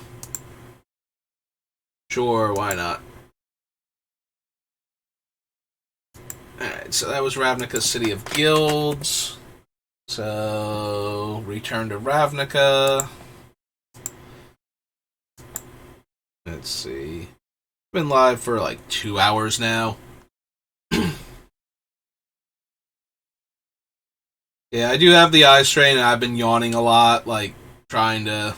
Like, I feel a bit run down, and some of that might have to do with me not feeling great to begin with. But at the same time, I kind of want to get through more of these sets, so I've been pushing myself a bit. So we'll see how I feel after this set, if I want to keep going or not. But we are winding down now, it feels like. Oh, excuse me. 3 damage to that player. No, I'm trying to cast spells from my graveyard, thank you. There's the battlefield, destroy target artifact. Cast an instant sorcery spell, gets +1/+1 until end of turn and untap it. Okay, but it really needs to tap to deal a damage. Like, Blister Core Weird definitely wants to, or I'm sorry, not Blister Core, Blister Coil Weird definitely wants like the Hermetic Study or something on him. Trample and Unleash. Tap target creature you don't control and overload. Chaos Imps, -2/-0, and attacks this turn if able. Don't think I need Chromatic Lantern. Becomes tapped. Its controller puts the top 3 cards of their library into their graveyard. 1+0 for each of its colors. You may exchange control of conjured currency and target permanent you neither own nor control. Oh, there's Cyclonic Rift, and if I'm being completely honest, Cyclonic Rift is probably making it into this deck. Counter target spell. So, Cyclonic Rift, it might sound weird that I'm making a big deal about getting in. As powerful as it is, and it is very powerful, I have never built a deck where I was just like, you know what? This deck needs Cyclonic Rift. And I put it in the deck. Like, even my more mean-spirited blue decks. I forget if I have it on the list for Orvar, but I definitely don't have it in either Nin or Tasigur. So, yeah. Cyclonic Rift, very powerful card, mainstay of most blue commander decks, but never has made it into any of mine. But I feel like this is the deck where, if I'm going to be as mean-spirited with the whole Starn mechanic as I'm planning to be, this might be one of the decks that wants a Cyclonic Rift. -4, -0 in overloads. +2/+0. 1 damage to target creature you don't control. And overload is 2 mana. We already have... It is an instant, though, which makes it a little more interesting.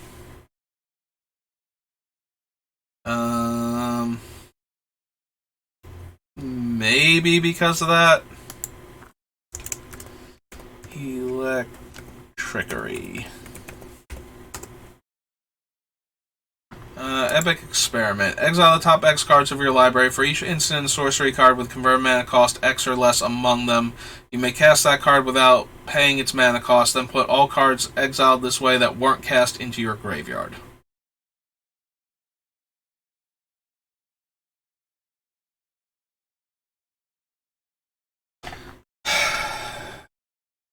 Do I care at all about Epic Experiment?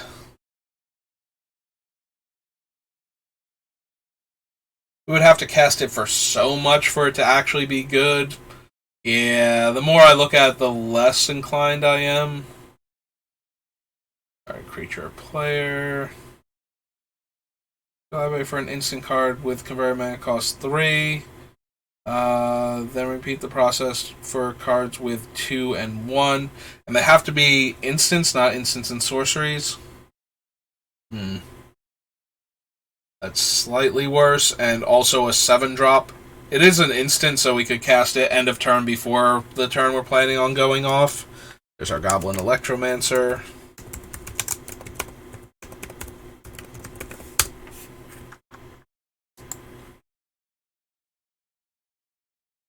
Rally makes 4 1/1 goblins. Chain Walker, no to Guild Feud, I think.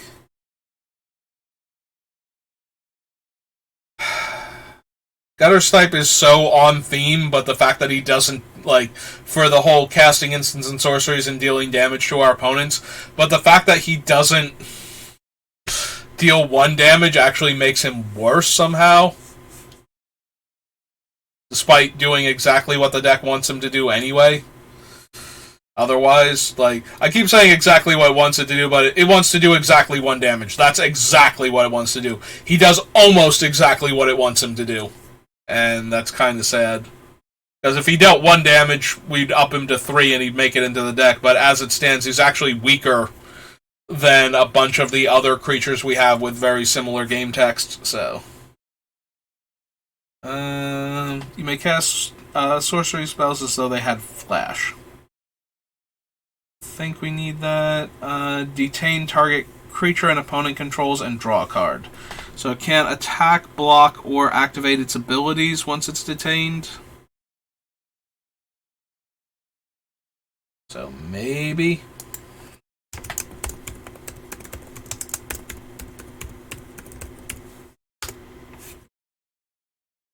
Inspiration. Counter target non-creature spell unless they pay 2. Deal 2 damage to a creature. Draw 2 cards and discard 2 cards. All viable options, but I think we're doing slightly better. Like, all the options are okay. Like, none of them are terrible, but I don't feel like I want Is It Charm.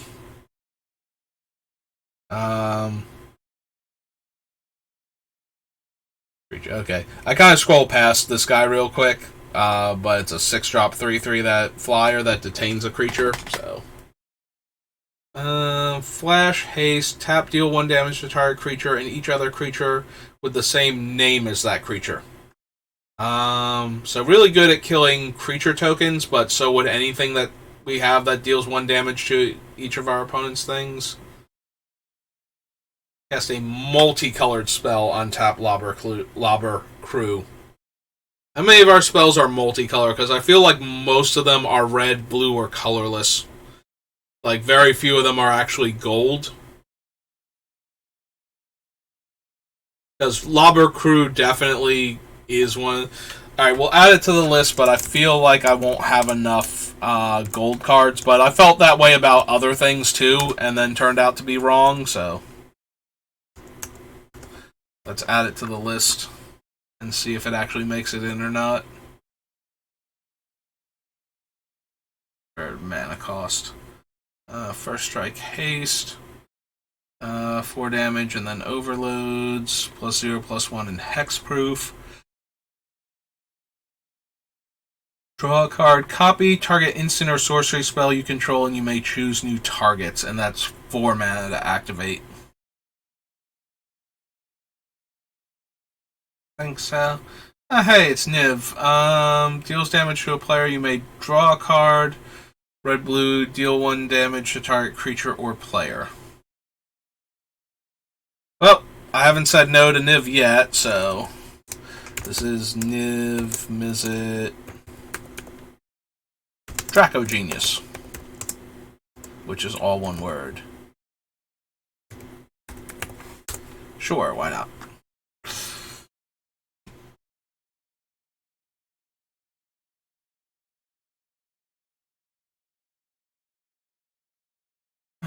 Chain creature doesn't untap. Pithing Needle.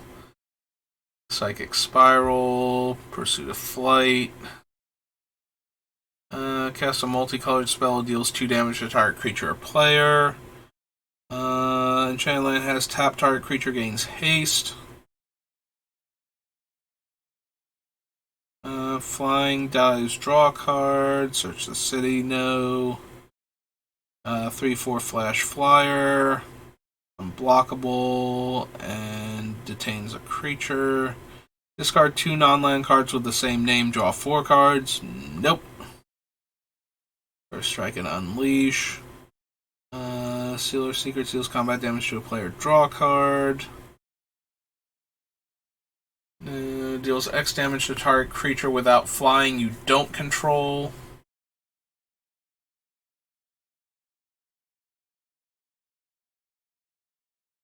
Target land makes a goblin. Syncopate.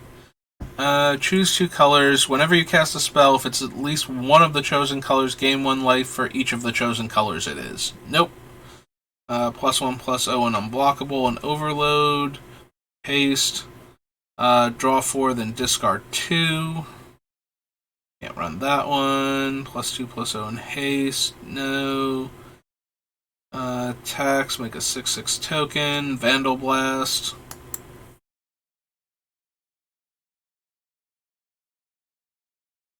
May discard a card to draw a card.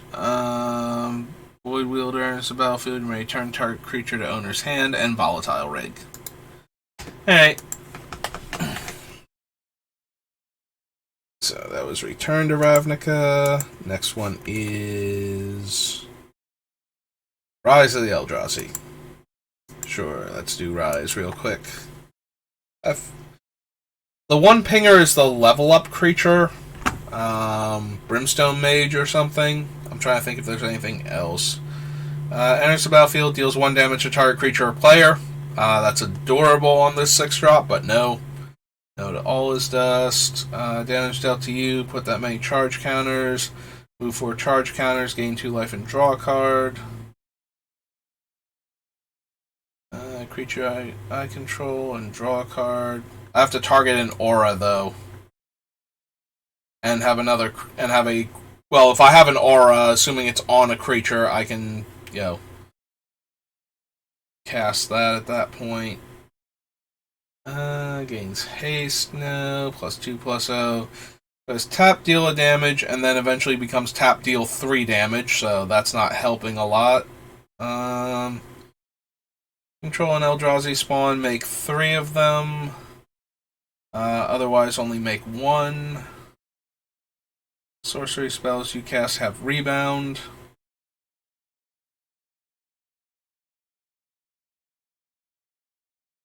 Cast from my hand have rebound, right?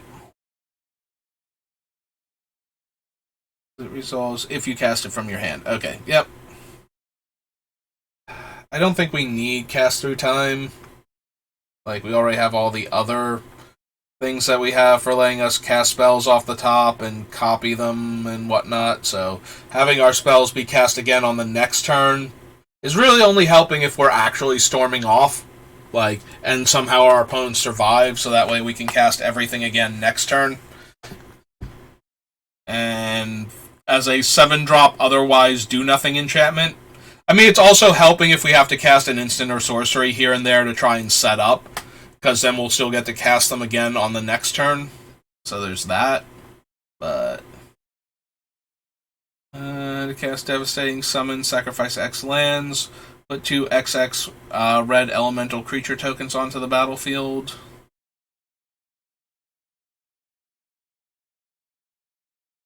+1/+0 and unblockable and rebound. Domestication.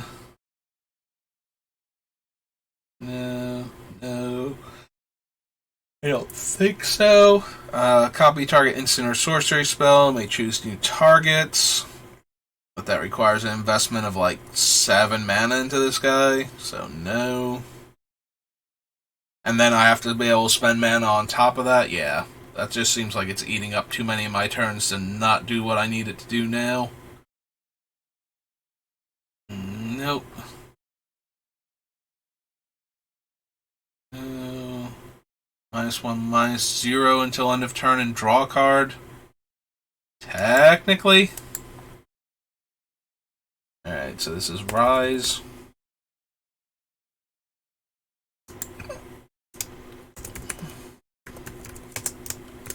Distraction. There's Fork Bolt, which is 1 mana to deal 2 damage divided, and can hit players. Hey.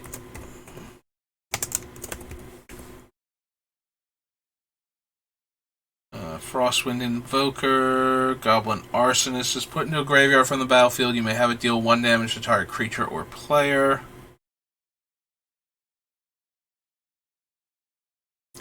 Possibly, but I feel like I would rather have Mog Fanatic where I have control over when it goes to the graveyard. Over the Arsonist. I think. Flying, get +2 power. Creatures without flying get -2 power. Destroy target creature with Defender. Deals 2 damage to that creature's controller.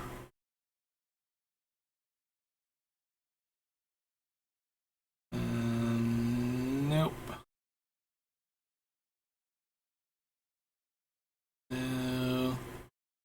You control, then put that many Helions into play.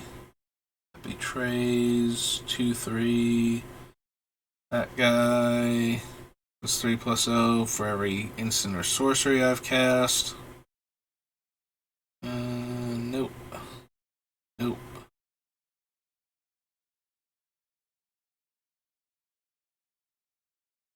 Shatter Skull. Left reward deals 3 damage to its controller. No. Sacrifice a non-land permanent. Deal 1 damage to target creature or player. Maybe? Magmar.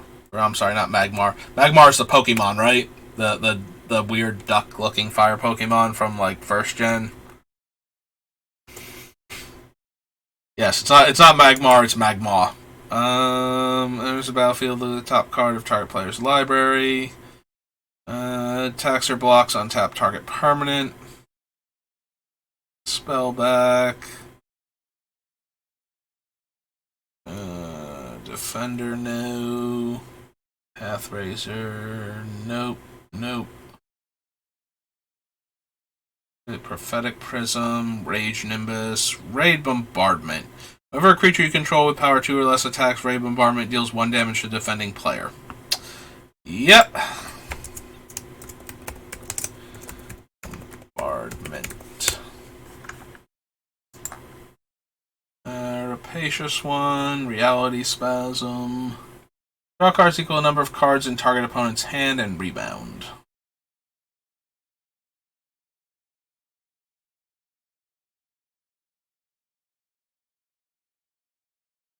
Target permanent to owner's hand. No. Renegade Doppelganger. Put into a graveyard from the battlefield. Each player draws a card.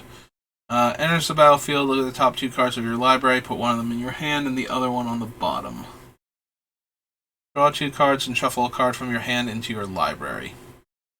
So the biggest reason not to run this one is that if we scry things to the bottom while we're trying to go off, we shuffle all those things back in. Also, it doesn't let us see like super deep into the deck at only 2 cards. If it let us look at like 3 or 4 cards and shuffle the ones we didn't want back in, then maybe. Cast this, we have to tap 4 creatures, so no. Equal the number of creatures I control. Deal 1 damage to target creature or player, and I make a 0/1 spawn token.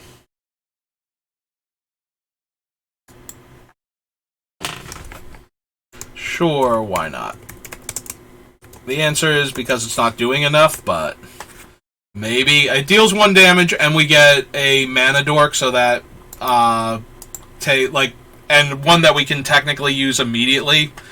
Obviously, I would be more thrilled if this thing made a treasure for the most part, but it deals 1 damage, and then we get to make the spawn. So if we're copying it or storming with it, like Thousand Year Storm, we might be able to cast other spells afterwards just because of all the spawns we're making.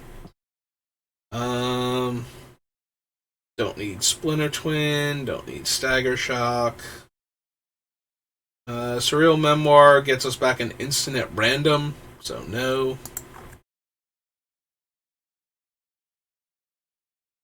The Training Ground, no. Go to Instinct, no to Tuck Tuck.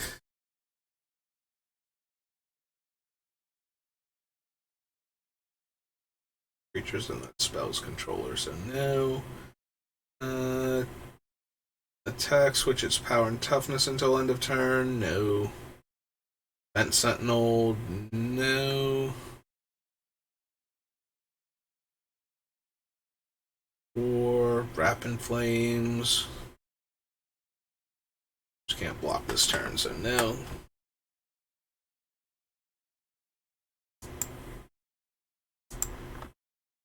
Rise.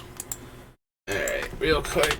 What's next after Rise? Rivals of Ixalan, and then we're done with all of the R's, and we can start on Saviors.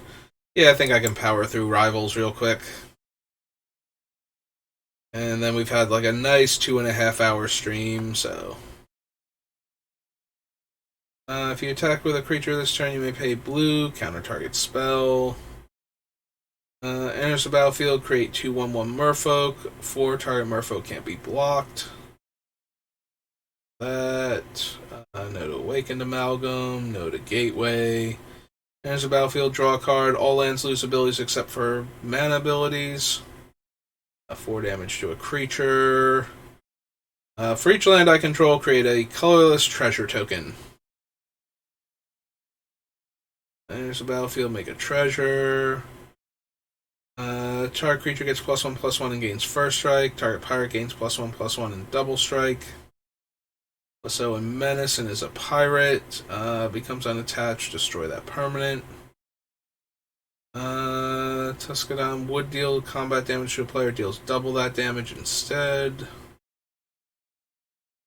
Comes into play. If a token would be created, I get that token. Merfolk, return target creature to owner's hand and draw a card. +1/+1, and whenever it deals combat damage to a player, you may draw a card. And at the beginning of the end step, if it didn't attack, sacrifice it. Pay 2. You may cast that card this turn. You may spend mana over mana of any color. If that card will be put into the graveyard this turn, exile it instead.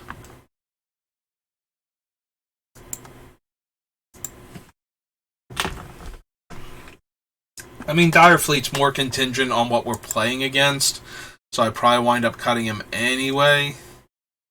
Owner's hand, if you have the city's blessing, you may put that permanent on top of its owner's library. 1/1 haste, tap, socket, deal 1 damage. Card from your graveyard to your hand, then exile Flood.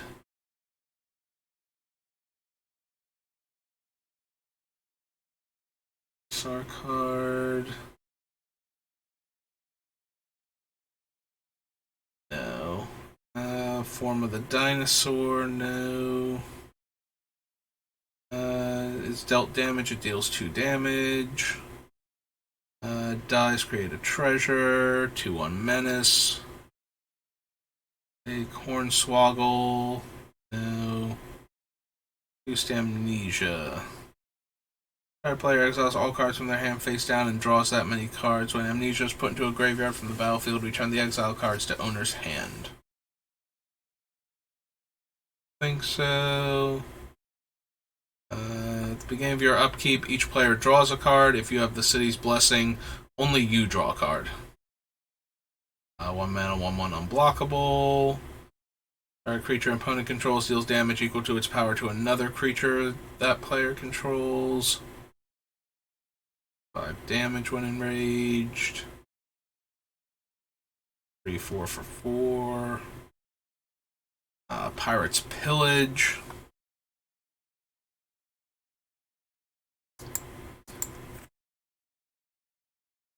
This is a different card, right? Like I'm confusing it with a different pirate card. Yeah, okay. Or a different no, it's like something spoils.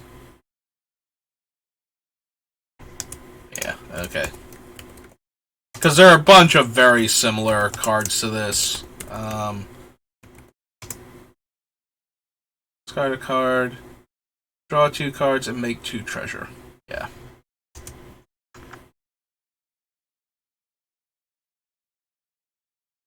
Protean Raider. If you attack with a creature this turn, you may have Protean Raider enter the battlefield as a copy of any creature on the battlefield. 4 damage to target creature you don't control, and 2 damage to a creature you do control. Into the 0/1 totem. Exile target non-land permanent for as long as it remains exiled. Its owner may cast it without paying its mana cost.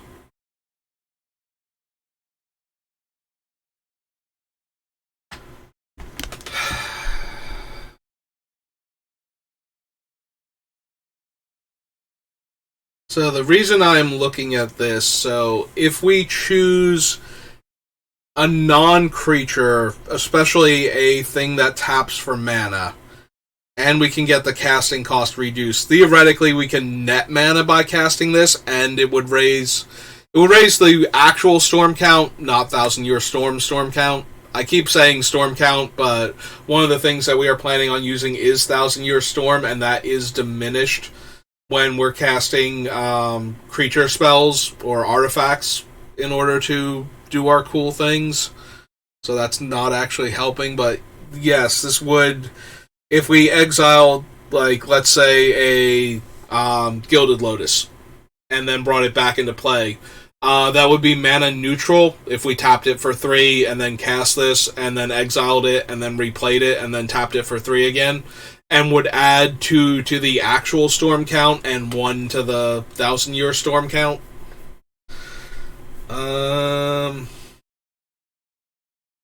Also works well with something like Snapcaster Mage, where we would get to cast the Snapcaster for free and then cast the instant or sorcery from the graveyard. Possibly release to the winds again and then exile him again and then bring him back. I don't know that we'll have enough stuff where this is good enough by itself. So maybe not. Maybe I just want more cantrips that are doing things. Can't be blocked by dinosaurs. Enters the battlefield, draw 3, then discard. Or no, not discard. Oh, he's literally Brainstorm. As a 4-mana 2/2. Right, I remember that guy now. Makes a treasure when it comes in. Control deals combat damage to a player, draw a card. Yeah, I did skip over Sea Legs. Doesn't seem super necessary. Draw 2 cards. If you have the City's Blessing, draw 3. +2/+1 in first strike. If you didn't attack with the creature, sacrifice Sea Red. Deals 1 damage to each creature without flying and draw a card. So close. So very, very close. There's something I would be super interested in. Deals damage. Each opponent sacrifices a permanent.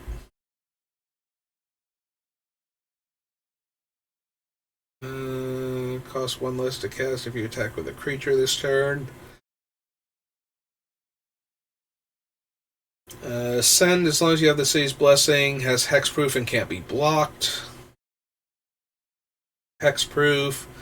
Flying, Ascend, gets +1/+1. Has haste as long as you control another dinosaur. Haste and can't be blocked. 2 mana 2/2 when you ascend, has double strike.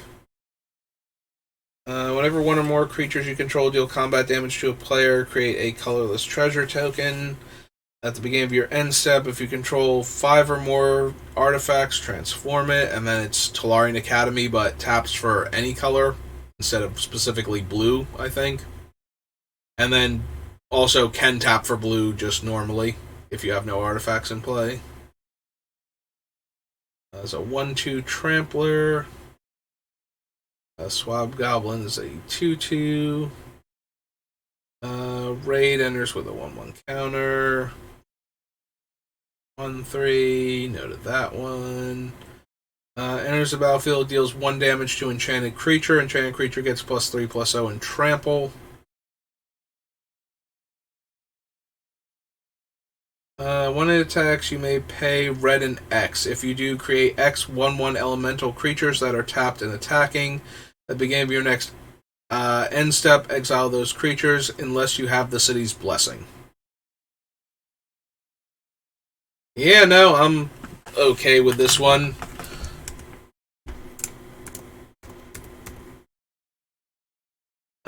Tilo, no, 2 L's, Nolly, Summoner. Yeah, if we attack with this and just fireball at the opponent, and we can choose which opponents the 1/1s are attacking, that is an awful lot of potential, 3 damage creatures, thanks to the way our deck works. It won't trigger when we attack with them, but if they survive, if we get the City's Blessing and they survive, then they'll be around to trigger on subsequent turns on top of that. So, yeah, I'm interested in that. Attacks target creature defending player controls, loses all abilities, and becomes a 0/1 until end of turn.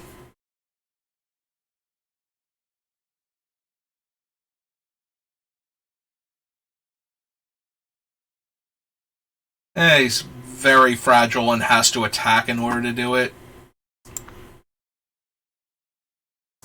Alright, so that was Rivals. So now we were into Saviors of Kamigawa. we've been live for 2.5 hours now. Alright. I could force myself to keep going a little bit longer, but 2.5 hours seems like a decent enough stream. If I'm feeling up to it, I might come back and do a draft in a little bit, but I think that's going to do it for now. So thanks for watching. We're making good progress, at least, considering that I didn't stream this morning before having to take my brother into work and whatnot. So we stopped after Rivals.